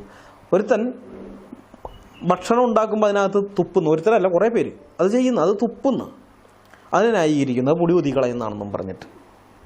അല്ലെങ്കിൽ കൊറോണ രോഗിയായ ഒരു പെൺകുട്ടിയെ ബലാത്സംഗം ചെയ്തു, അത് ആ പെൺകുട്ടിയുടെ സ്വഭാവദൂഷ്യം കാരണമാണെന്നും പറഞ്ഞുകൊണ്ട് ന്യായീകരിക്കാൻ വരുന്നത്. ഇങ്ങനെ ഓരോന്നും നമ്മൾ നോക്കിക്കഴിഞ്ഞാൽ ഈ ന്യായീകരണം അവസാനിക്കാതെ മുസ്ലിങ്ങൾ നടത്തുന്നു. എന്തുകൊണ്ടാണ്? പ്രമാണം അങ്ങനെ ആയതുകൊണ്ടാണ്, പ്രമാണത്തിൽ അതുള്ളത് കൊണ്ടാണ്. ഇത് നിങ്ങളെ നശിപ്പിക്കുന്ന സംഗതിയാണ് സുഹൃത്തുക്കളെ. നിങ്ങളെ നശിപ്പിക്കുന്നത് നിങ്ങളെ നാശത്തിലേ കൊണ്ട് എത്തിക്കുകയുള്ളൂ. ഒരിക്കലും നിങ്ങൾക്കിത് ഗുണകരമായ ഒന്നല്ലാതെ നിങ്ങൾ അറിഞ്ഞിരിക്കുക. ഇതിൻ്റെ ഏറ്റവും വലിയ ദോഷം അനുഭവിക്കേണ്ടി വരുന്നത് ആ സമുദായം തന്നെയാണ്. ഉസ്താദുമാരുടെ മദ്രസാ പീഡനങ്ങൾ ഇന്നൊരു വാർത്തയേ അല്ലാതായി മാറിയിട്ടുണ്ട്. ഏതെങ്കിലും ഒരു ഉസ്താദിനെ പീഡനക്കേസിൽ അറസ്റ്റ് ചെയ്ത് പോലീസ് ചോദ്യം ചെയ്ത് കഴിഞ്ഞാൽ അതിനു മുമ്പ് പല മദ്രസകളിലും വെച്ച് നടത്തിയ പീഡനങ്ങളുടെ ലിസ്റ്റ് ഉസ്താദ് മണിമണിയായി പറയാറുണ്ട്. എന്തുകൊണ്ടാണ് മുൻപത്തെ മദ്രസകളിൽ പീഡനം നടത്തിയപ്പോൾ ഇയാളെ പോലീസ് പിടിക്കാതിരുന്നത്? കാരണം ഈ ഹദീസുകളാണ്. ഇയാൾ ചെയ്ത ഈ തെറ്റ് പുറത്തറിയിച്ചു കഴിഞ്ഞാൽ അള്ളാഹുവിൻ്റെ കോപം തങ്ങളുടെ മേൽ വരുമെന്ന ഭയത്തിൽ ഈ ഹദീസുകൾ പഠിച്ച വീട്ടുകാരും പള്ളി കമ്മിറ്റിക്കാരും പോലീസിൽ പരാതിപ്പെടാൻ നിൽക്കാറില്ല. പള്ളി കമ്മിറ്റിക്കാർ ഈ സംഭവം അറിഞ്ഞാൽ, ഇയാളിങ്ങനെ ഒരു പ്രായപൂർത്തിയാകാത്ത ഒരു കൊച്ചു കുഞ്ഞിനെ 6-7 വയസ്സൊക്കെ ഉള്ള കുഞ്ഞിനെയൊക്കെ പീഡിപ്പിച്ചു എന്നൊക്കെ അറിഞ്ഞു കഴിഞ്ഞാൽ പള്ളി കമ്മിറ്റിക്കാർ ഉടനെ അയാളെ സ്ഥലം മാറ്റും. അടുത്ത സ്ഥലത്തെത്തിയാലും അയാൾ ഇത് തന്നെയാണ് തുടരുന്നത്. ഒരു വിശ്വാസി മറ്റൊരു വിശ്വാസിക്ക് ഒരു കെട്ടിടം പോലെയാണെന്ന് മുഹമ്മദ് പറഞ്ഞതിൻ്റെ ഏറ്റവും വലിയ ഗുണഭോക്താക്കൾ ഈ ഇസ്ലാമിക പണ്ഡിതന്മാരാണ്. ഞാനിത് വെറുതെ പറയുന്നതല്ല. ഈയിടെ നടന്ന ഇന്നോവ ഉസ്താദിൻ്റെ പീഡനം തന്നെ നമുക്ക് ഉദാഹരണമായിട്ട് എടുക്കാം. ആ ദിവസങ്ങളിൽ പത്രത്തിൽ വന്ന വാർത്തയുടെ സ്ക്രീൻഷോട്ടാണ് ഈ കൊടുക്കുന്നത്. പീഡനത്തിന് ശേഷം പെൺകുട്ടി വീട്ടിലേക്കാണ് പോയത്. അതുകൊണ്ട് തന്നെ ഇമാമിനെതിരെ പരാതി നൽകാൻ വിസമ്മതം പ്രകടിപ്പിക്കുകയും ചെയ്തു. ഈ സാഹചര്യത്തിൽ പള്ളി കമ്മിറ്റിയുടെ പ്രസിഡന്റിന്റെ മൊഴി രേഖപ്പെടുത്തിയാണ് കേസെടുത്തത്. ഇതിനുശേഷമാണ് പെൺകുട്ടിയെ ചൈൽഡ് ലൈനിന്റെ സംരക്ഷണത്തിലേക്ക് മാറ്റിയത്. ആദ്യഘട്ടത്തിൽ മൊഴി നൽകാൻ പെൺകുട്ടിയോ ബന്ധുക്കളോ തയ്യാറായിരുന്നില്ല എന്നാണ് പത്രവാർത്തകളിൽ നമ്മൾ കാണുന്നത്. എന്തുകൊണ്ടാണ് ഇങ്ങനെ ഒരു പീഡനം നടന്നിട്ടും പീഡകനായ ഉസ്താദിനെതിരെ മൊഴി കൊടുക്കാൻ പെൺകുട്ടിയോ പെൺകുട്ടിയുടെ വീട്ടുകാരോ തയ്യാറാകാതിരുന്നത്? ഒരു മുസ്ലിമിന്റെ തെറ്റ് മറച്ചു വെച്ചാൽ അള്ളാഹു അവന്റെ തെറ്റും മറച്ചു വെക്കുമെന്നുള്ള വ്യാമോഹമല്ലാതെ വേറെ എന്താണ് കാരണം? എന്താ ഈ ഉസ്താദുമാർ പീഡനം നടത്തുമ്പോൾ എന്തുകൊണ്ടാണ് അതത് മഹല്ലുകാർ അത് പോലീസിൽ അറിയിക്കാതെ ഒതുക്കി തീർക്കുന്നത്? ഇതേ ഹദീസുകളാണ് കാരണം. ഇതേ ഹദീസുകൾ മാത്രമാണ്. എന്നെ കേൾക്കുന്ന എല്ലാ ന്യായീകരണ സുടുക്കളോടും പറയട്ടെ, നിങ്ങളുടെ വീട്ടിലെ സ്ത്രീകളെ മുസ്ലിങ്ങൾ ആരെങ്കിലും പീഡിപ്പിച്ചാൽ ഈ ഹദീസുകളിൽ പറഞ്ഞിരിക്കുന്നത് പോലെ നിങ്ങൾ പീഡകന് ഒരു മതിലായി, ഒരു കെട്ടിടമായി നിന്ന് സംരക്ഷണം ഒരുക്കിക്കോ. ഞങ്ങൾക്ക് അതിൽ പരാതിയൊന്നുമില്ല. കാരണം നിങ്ങളുടെ മതത്തിൻ്റെ പ്രമാണമാണ് നിങ്ങൾ അനുസരിക്കുന്നത്. ആയിക്കോട്ടെ, അതിനുള്ള സ്വാതന്ത്ര്യം നിങ്ങൾക്കുണ്ട്. ഇസ്ലാം മതത്തിൻ്റെ പ്രമാണങ്ങൾ ഫോളോ ചെയ്യാനുള്ള സ്വാതന്ത്ര്യം നിങ്ങൾക്കുണ്ട്. ഞങ്ങളത് തടയാനൊന്നും വരുന്നില്ല എന്ന് വെച്ച് അമുസ്ലിം സ്ത്രീകൾക്ക് നേരെ, ആറന്മുളയിലെ കൊറോണ രോഗിയെ പോലെയുള്ള അമുസ്ലിം സ്ത്രീകൾക്ക് നേരെ നിങ്ങളുടെ കൂട്ടത്തിലുള്ള ഒരുത്തന് ഇതുപോലെയുള്ള വൃത്തികേടുകൾ കാണിച്ചാൽ നിങ്ങളുടെ മതത്തിൻ്റെ പ്രമാണം അനുസരിച്ച് അവനെ ന്യായീകരിച്ച് വെളുപ്പിക്കാമെന്ന് വ്യാമോഹിച്ച് വന്നേക്ക് നിങ്ങൾ കണ്ടം വഴി ഓടേണ്ടി വരും. ഞങ്ങൾ നിങ്ങളെ ഓടിപ്പിച്ച് വിടും, ഉറപ്പാണ്. ഇവന്മാർ നൗഫൽ എന്നൊരു മുസ്ലിമിനെ വെള്ളപൂശി ന്യായീകരിച്ച് വെളുപ്പിക്കുക എന്ന് കരുതിയാണ് വന്നത്. പക്ഷെ അത് ഏറ്റില്ല. അവൻ തന്നെ കുറ്റം സമ്മതിച്ചു. ഒരുത്തിനെ രക്ഷിക്കാൻ വേണ്ടി കേരളത്തിലെ മുസ്ലിം സമുദായത്തെ മുഴുവൻ ഒറ്റുകൊടുക്കുകയാണ് ഈ ന്യായീകരണ സുടുക്കൾ ചെയ്തിരിക്കുന്നത്. ഞാൻ മുമ്പിട്ട സ്ക്രീൻഷോട്ടുകളെല്ലാം തന്നെ സോഷ്യൽ മീഡിയ വഴി നന്നായി പ്രചരിച്ചതാണ്. ലോകത്ത് ഇന്ന് വരെ നടന്നിട്ടില്ലാത്തൊരു സംഭവമാണ് കോവിഡ് പോസിറ്റീവായ ഒരു രോഗിയെ ബലാത്സംഗം ചെയ്യുക എന്നുള്ളത്. അതും അവരെ ആശുപത്രിയിലേക്ക് കൊണ്ടുപോകാൻ നിയോഗിക്കപ്പെട്ട ആംബുലൻസിൻ്റെ ഡ്രൈവറാണ് അത് ചെയ്തിരിക്കുന്നത്. സ്തോഭജനകമായ ഈ വാർത്ത കേട്ട് എല്ലാവരും സ്തംഭിച്ചു നിൽക്കുമ്പോഴാണ് ബലാത്സംഗം നടത്തിയവൻ മുസ്ലിമാണെന്നുള്ള ഒറ്റ കാരണത്താൽ ഇവന്മാരൊക്കെ അവനെ ന്യായീകരിക്കാനും കുറ്റം മുഴുവനും ഇരയായ പെൺകുട്ടിയുടെ മേൽ ചാർത്താനും ശ്രമിച്ചത്. കേരളീയ പൊതുസമൂഹത്തിൻ്റെ മനസാക്ഷിയിലുണ്ടായ ഞെട്ടൽ പിന്നീട് അറപ്പിന് വഴിമാറുകയാണ് ചെയ്തത്. ഏതൊരാൾക്കും അറപ്പും വെറുപ്പും ഉണ്ടാകും, അത് സ്വാഭാവികമാണ്. പിന്നീട് അത് ഭയത്തിന് വഴിമാറി. കൊറോണ രോഗിയെപ്പോലും പീഡിപ്പിക്കുന്ന സംസ്ഥാനമായി കേരളം മാറി എന്നതും അങ്ങനെ പീഡിപ്പിക്കുന്നവനെ ന്യായീകരിക്കാൻ ആൾക്കാരുണ്ടെന്നതുമാണ് ഈ ഭയത്തിന് കാരണമായി തീർന്നത്. സത്യം പറഞ്ഞാൽ കൊറോണ രോഗിയെ പീഡിപ്പിച്ചവനേക്കാൾ നാം പേടിക്കേണ്ടത് അവനെ ന്യായീകരിക്കാൻ നടക്കുന്ന ഇവന്മാരെയാണ്. കാരണം പീഡിപ്പിച്ചവനൊരു അവസരം കിട്ടി, അവൻ പീഡിപ്പിച്ചു. മറ്റവർക്ക് ഇതുവരെ ഒരു അവസരം കിട്ടിയിട്ടില്ല. അവസരം കിട്ടിയാൽ അവരെന്തൊക്കെയാണ് ചെയ്യുക എന്ന് നമുക്ക് ഒരു ഊഹവും ഇല്ല. പീഡനത്തിൽ തന്നെ നിർത്താതെ പീഡനം പുറത്തറിയാതിരിക്കാൻ വേണ്ടി ഇരയെ കൊന്ന് തെളിവ് നശിപ്പിക്കുമോ എന്ന് പോലും നാം സംശയിക്കേണ്ട സ്ഥിതിയാണുള്ളത്. അമുസ്ലിങ്ങളായ ആളുകളിൽ പലരും ഇനി മുസ്ലിങ്ങളെ വീക്ഷിക്കുന്നത് ഈ ഒരു സംശയം നിറഞ്ഞ കണ്ണുകളോടെ ആയിരിക്കും. അന്നേരം ഇസ്ലാമോഫോബിയാണ് ഇതെന്നും പറഞ്ഞ് ഒരൊറ്റ മുസ്ലിമും വന്നേക്കരുത്. കാരണം നിങ്ങളുടെ കയ്യിലിരിപ്പ് കൊണ്ടാണ് പൊതുസമൂഹം നിങ്ങൾ അങ്ങനെ വീക്ഷിക്കാൻ പോകുന്നത്, വേറൊന്നും കൊണ്ടല്ല. ഞങ്ങളെ കേൾക്കുന്ന മതഭ്രാന്തൊന്നുമില്ലാത്ത മുസ്ലിം വിശ്വാസികളോടൊരു കാര്യം പറയട്ടെ. ലോകത്തുള്ള എല്ലാ സമൂഹങ്ങളും, അത് മതസമൂഹമായാലും ഒരു രാജ്യത്തിനകത്തുള്ളവരായാലും അതല്ല ഒരു ഭാഷ സംസാരിക്കുന്ന സമൂഹമായാലും അതുമല്ലെങ്കിൽ ഒരു വംശത്തിലുള്ളവരായാലും ആയതും ആകട്ടെ, അതിനുള്ള അകത്തുള്ള എല്ലാവരും മനുഷ്യരാണ്. ഏത് സമൂഹമായാലും ആ സമൂഹത്തിനകത്തുള്ളവരൊക്കെ നമ്മളെപ്പോലെ തന്നെ മജ്ജയും മാംസവും ഉള്ള മനുഷ്യരാണ്. മനുഷ്യരാണെങ്കിൽ അവരിൽ നിന്ന് തെറ്റുകൾ ഉണ്ടാകാതിരിക്കില്ല. കാരണം തെറ്റ് ചെയ്യാത്തൊരു മനുഷ്യനും ലോകത്തില്ല. അപ്പോൾ ഒരു വ്യക്തിയിൽ നിന്ന് തെറ്റുകൾ ഉണ്ടായാൽ അയാൾക്ക് ആ തെറ്റുകൾ ബോധ്യപ്പെടുത്തി കൊടുക്കുകയും അയാളെ കൊണ്ട് ആ തെറ്റ് തിരുത്തിക്കുകയുമാണ് ചെയ്യേണ്ടത്. ഇനിയിപ്പോൾ ഇയാൾ ആ സമൂഹത്തിൻ്റെ ലീഡറാണെങ്കിൽ അയാളുടെ ആ തെറ്റിനെ ആ സമൂഹം അംഗീകരിക്കുകയും അവരും ആ തെറ്റിൽ തന്നെ തുടരുകയും ചെയ്തെന്ന് വരാം. അങ്ങനെയുള്ളൊരു പരിസ്ഥിതിയിൽ ആരെങ്കിലും ആ തെറ്റിനെ തെറ്റെന്ന് ചൂണ്ടിക്കാണിക്കാനും ആ തെറ്റിൽ നിന്ന് നമ്മൾ വഴിമാറി നടക്കണമെന്ന് പറയാനും തയ്യാറായി മുന്നോട്ട് വന്നെങ്കിൽ മാത്രമേ ആ സമൂഹത്തിന് പുരോഗമനോന്മുഖമായ ഒരു മുന്നേറ്റം ഉണ്ടാവുകയുള്ളൂ. നിർഭാഗ്യവശാൽ ഇസ്ലാം സമൂഹത്തിനകത്ത് അങ്ങനെ ഒരു മുന്നേറ്റം ഒരിക്കലും ഉണ്ടാവുകയില്ല. അതുപോലെയുള്ള കാര്യങ്ങളാണ് മുഹമ്മദ് പഠിപ്പിച്ചു വച്ചിരിക്കുന്നത്. ചുറ്റുപാടുമുള്ള ലോകം പരിഷ്കൃതമാകുന്നതിനനുസരിച്ച് മുസ്ലിങ്ങൾ സ്വയം പരിഷ്കൃതമാകാൻ ശ്രമിക്കുന്നുണ്ട്. അത് ഞാൻ ഇല്ലെന്ന് പറയുന്നില്ല. കാരണം അങ്ങനെ പരിഷ്കൃതരാകാതെ നിലനിൽക്കാൻ പറ്റില്ല എന്ന് മനസ്സിലാകുമ്പോൾ ആരായാലും പരിഷ്കൃതരാകാൻ ശ്രമിക്കും. അതിനെക്കുറിച്ചല്ല ഞാൻ പറയുന്നത്. കാരണം പണ്ട് കാലത്ത് അമുസ്ലിങ്ങളെ കൊന്നും അവരുടെ കഴുത്തിൽ വാൾ വെച്ച് നിർബന്ധിച്ച് മതം മാറ്റിയൊക്കെയാണ് മുസ്ലിങ്ങൾ മതം പ്രചരിപ്പിച്ചുകൊണ്ടിരുന്നത്. പക്ഷേ ലോകം പരിഷ്കൃതമായി കഴിഞ്ഞപ്പോൾ മനസ്സിലായി ഇനി ഇപ്പം അത് നടക്കുകയില്ല. അപ്പോൾ അത് അവർ മാറി. അത് വളരെ കുറച്ച് അപൂർവം ചില ആളുകൾ മാത്രമേ പ്യുവർ ഇസ്ലാമായിട്ട് നടക്കാൻ തയ്യാറാകുന്നുള്ളൂ. ബോക്കോ ഹറാമും ഇസ്ലാമിക് സ്റ്റേറ്റും അൽ ഖ്വയ്ദ അങ്ങനെയൊക്കെയുള്ള തീവ്രവാദികളെന്ന് നമ്മൾ മുദ്ര കുത്തുന്ന അല്ലെങ്കിൽ നമ്മൾ വിളിക്കുന്ന ആ കൂട്ടർ, അവരാണ് യഥാർത്ഥത്തിലുള്ള ഇസ്ലാമിനെ ഇത്രയെങ്കിലും ഫോളോ ചെയ്യാൻ ശ്രമിക്കുന്ന ആളുകൾ. ബാക്കിയുള്ളവരെ മുസ്ലിങ്ങളെല്ലാം മാറി. അത് നല്ല കാര്യമാണ്. അതിൽ ഞാൻ അവരെയൊക്കെ അഭിനന്ദിക്കുന്നത് നല്ല കാര്യമാണ്. അപ്പോൾ അതിനെക്കുറിച്ചല്ല ഞാൻ പറയുന്നത്. ഞാൻ പറയുന്ന കാര്യം വേറെയാണ്. ഇസ്ലാമിക പ്രമാണത്തിൻ്റെ അടിസ്ഥാനത്തിൽ ഇസ്ലാമിക സമൂഹത്തിനോ ആ സമൂഹത്തിലെ ഒരു അംഗത്തിനോ തെറ്റ് തിരുത്തി മുന്നോട്ട് പോകാൻ പറ്റില്ല എന്നതാണ് എൻ്റെ പോയിന്റ്. ഞാൻ പറഞ്ഞാൽ മനസ്സിലാകുന്നുണ്ടോ? നിങ്ങൾക്ക് സ്വയമായിട്ട് പ്രമാണത്തിനെതിരായിട്ട് നിങ്ങൾക്ക് എന്ത് ചെയ്യാം? പരിഷ്കൃതമായ ഒരു സ്ഥിതിയിലേക്ക് നിങ്ങൾക്ക് വരാൻ പറ്റും. പക്ഷെ പ്രമാണത്തിനനുസരിച്ച് നിങ്ങൾ ജീവിക്കാൻ തയ്യാറാകുകയാണെങ്കിൽ നിങ്ങൾക്ക് ഒരിക്കലും ഇത് പറ്റില്ല എന്നുള്ളതാണ് എൻ്റെ പോയിന്റ്. ഇവിടെയാണ് മുസ്ലിങ്ങളോട് എനിക്കൊരു ചോദ്യമുള്ളത്. ഇത് ദൈവീകമാണെന്ന് നിങ്ങൾ കരുതുന്നുണ്ടോ? സത്യദൈവത്തിന് എങ്ങനെയാണ് മുഖപക്ഷം കാണിക്കാൻ കഴിയുക? അള്ളാഹുവിൻ്റെ മതത്തിൽ വിശ്വസിക്കുന്ന ഒരു വ്യക്തി എന്ത് തെറ്റ് ചെയ്താലും ആ മതത്തിലുള്ള മറ്റുള്ളവർ ആ തെറ്റ് മറച്ചു വെക്കണം. അങ്ങനെ മറച്ചു വെച്ചാൽ അള്ളാഹു നിൻ്റെ തെറ്റുകളും അല്ലെങ്കിൽ അങ്ങനെ ഇതിനെ ന്യായീകരിക്കാൻ വരുന്ന ഈ മറച്ചു വയ്ക്കുന്ന ആളുകളുടെ അവരുടെ തെറ്റുകളൊക്കെ അള്ളാഹുവും മറച്ചു വയ്ക്കുമെന്ന് പറയുന്നത് എങ്ങനെ ദൈവീകമാകും? ഇത് 7-ാം നൂറ്റാണ്ടിലെ ഗോത്രവർഗ ചിന്താഗതിയാണ്. ഒരു ഗോത്രത്തിനകത്തുള്ളവൻ എന്ത് തെറ്റ് ചെയ്താലും അവനെ ന്യായീകരിച്ച് സംരക്ഷിക്കുക എന്നുള്ളത് ആ ഗോത്രത്തിൻ്റെ ഉത്തരവാദിത്തമായിരുന്നു. കാരണം ഗോത്ര സംസ്കാരത്തിൽ വ്യക്തികൾക്കൊരു പ്രാധാന്യവും ഉണ്ടായിരുന്നില്ല, ഗോത്രത്തിനായിരുന്നു പ്രാധാന്യം. ഏതെങ്കിലും പേഴ്സണൽ ഇഷ്യൂവിൻ്റെ പുറത്ത് ഒരു ഗോത്രത്തിലുള്ളവൻ മറ്റൊരു ഗോത്രത്തിലുള്ളവനെ ആക്രമിച്ചാൽ അത് രണ്ട് വ്യക്തികൾ തമ്മിലുള്ള പ്രശ്നമായിട്ടല്ല, ഒരു ഗോത്രം മറ്റൊരു ഗോത്രത്തെ ആക്രമിച്ചു എന്ന നിലയിലാണ് അവർ കണ്ടിരുന്നത്. ആക്രമിച്ചവനെ വിട്ടുതരാൻ ആക്രമിക്കപ്പെട്ടവൻ്റെ ഗോത്രം ആവശ്യപ്പെടും. ആക്രമിച്ചവൻ്റെ ഗോത്രമാണെങ്കിൽ അവനെ വിട്ടുകൊടുക്കുകയില്ല, അവനെ സംരക്ഷിക്കുകയാണ് ചെയ്യുക. അതിൻ്റെ പേര് പിന്നെ യുദ്ധം നടക്കും, കുറേ പേര് കൊല്ലപ്പെടും. ഗോത്രകാലഘട്ടത്തിൽ ഇത് പതിവ് സംഭവമായിരുന്നു. ആ ഗോത്ര സംസ്കാരമാണ് മുഹമ്മദ് പഠിപ്പിച്ചത്, അല്ലാതെ അത് ദൈവിക വെളിപ്പാടൊന്നുമായിരുന്നില്ലെന്ന് നിങ്ങൾ മനസ്സിലാക്കണം. മുഹമ്മദിൻ്റെ ഈ പഠിപ്പിക്കൽ കാരണം മുസ്ലിങ്ങളെ നിങ്ങൾ ഗോത്രകാലത്തേക്ക് തിരിച്ചു നടക്കുകയാണ് ചെയ്യുന്നതെന്നുള്ള കാര്യം ഇനിയെങ്കിലും മനസ്സിലാക്കിക്കോ. ലോകം മുഴുവൻ കൂടുതൽ കൂടുതൽ പുരോഗതിയിലേക്ക് മുന്നേറുമ്പോൾ ഇസ്ലാമിക സമൂഹം മാത്രം 7-ാം നൂറ്റാണ്ടിലെ ഗോത്ര സംസ്കാരത്തിലേക്ക് മടങ്ങി പോവുകയാണ്. നിഷ്കരുണം ഒരു മനുഷ്യൻ്റെ തലയറുത്തവന് വേണ്ടിയും, നിസ്സഹായയായ ഒരു കൊറോണ രോഗിയെ ബലാത്സംഗം ചെയ്തവന് വേണ്ടിയും, 10ഉം 12ഉം വയസ്സുള്ള അമുസ്ലിം പെൺകുട്ടികളെ തട്ടിക്കൊണ്ടുപോയി മതം മാറ്റി കല്യാണം കഴിക്കുന്നവന് വേണ്ടിയും, പിന്നെ ഭക്ഷണത്തിൽ അമുസ്ലിങ്ങൾ കഴിക്കുന്ന ഭക്ഷണത്തിൽ തുപ്പിയിട്ട് കൊടുക്കുന്നവന് വേണ്ടിയുമൊക്കെ സോഷ്യൽ മീഡിയയിൽ കിടന്ന് ഘോര ന്യായീകരണം ചമയ്ക്കുന്ന ഓരോ മുസ്ലിമും യഥാർത്ഥത്തിൽ ചെയ്യുന്നത് ഇസ്ലാമിക സമൂഹത്തെ 7-ാം നൂറ്റാണ്ടിലെ ഗോത്ര സംസ്കാരത്തിലേക്ക് മടങ്ങിക്കൊണ്ടുപോവുകയാണ് എന്നുള്ളതാണ്. അവനെയും പറഞ്ഞിട്ട് കാര്യമൊന്നുമില്ല.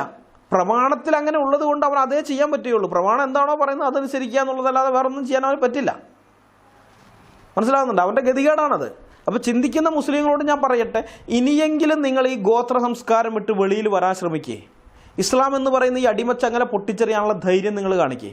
നിങ്ങളെ അടിമയാക്കാൻ ആഗ്രഹിക്കുന്ന ഒരു ദൈവമല്ല, നിങ്ങളെ സ്നേഹിക്കുകയും നിങ്ങൾക്ക് പുത്രത്വം എന്ന പദവി നൽകാൻ ആഗ്രഹിക്കുകയും ചെയ്യുന്ന ഒരു ദൈവമുണ്ടെന്ന് നിങ്ങൾ ഇനിയെങ്കിലും തിരിച്ചറിയുക. ആ ദൈവത്തിൻ്റെ അടുക്കലേക്ക് വരിക. ആ ദൈവം നിങ്ങളുടെ പാപപരിഹാരത്തിന് വേണ്ടുന്നതെല്ലാം ചെയ്തിരിക്കുന്നവനാണ്. ആ ദൈവം മനുഷ്യനായി ഭൂമിയിലേക്ക് വന്നു നിങ്ങളുടെ പാപത്തിൻ്റെ പരിഹാരത്തിന് വേണ്ടി നിങ്ങൾ അനുഭവിക്കേണ്ടുന്ന ശിക്ഷ തൻ്റെ ശരീരത്തിൽ ഏറ്റെടുത്തവനാണ്. അഥവാ യേശുക്രിസ്തുവിൻ്റെ ക്രൂശുമരണം അത് നിങ്ങൾക്ക് വേണ്ടിയുള്ളതാണ്.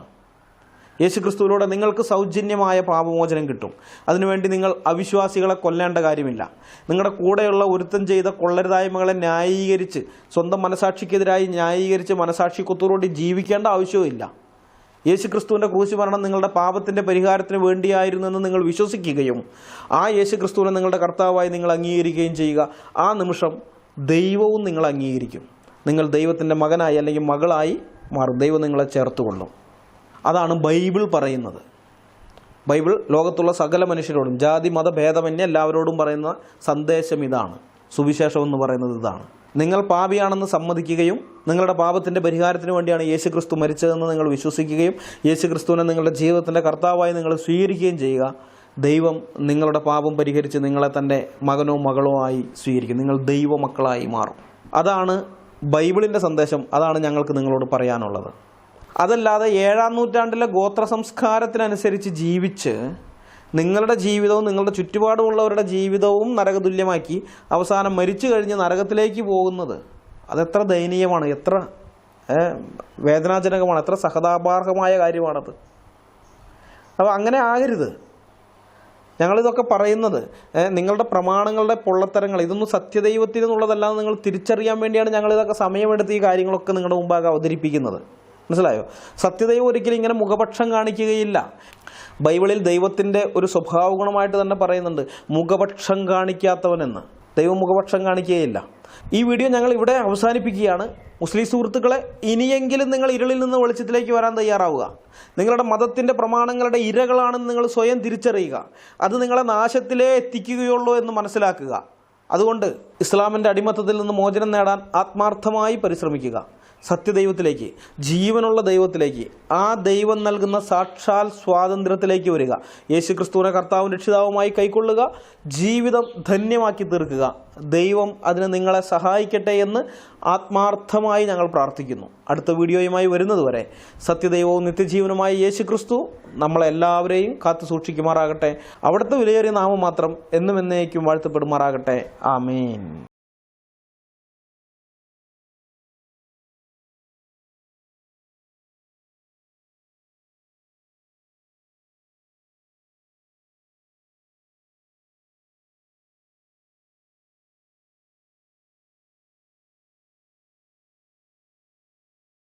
ക്രിസ്തുവിനായി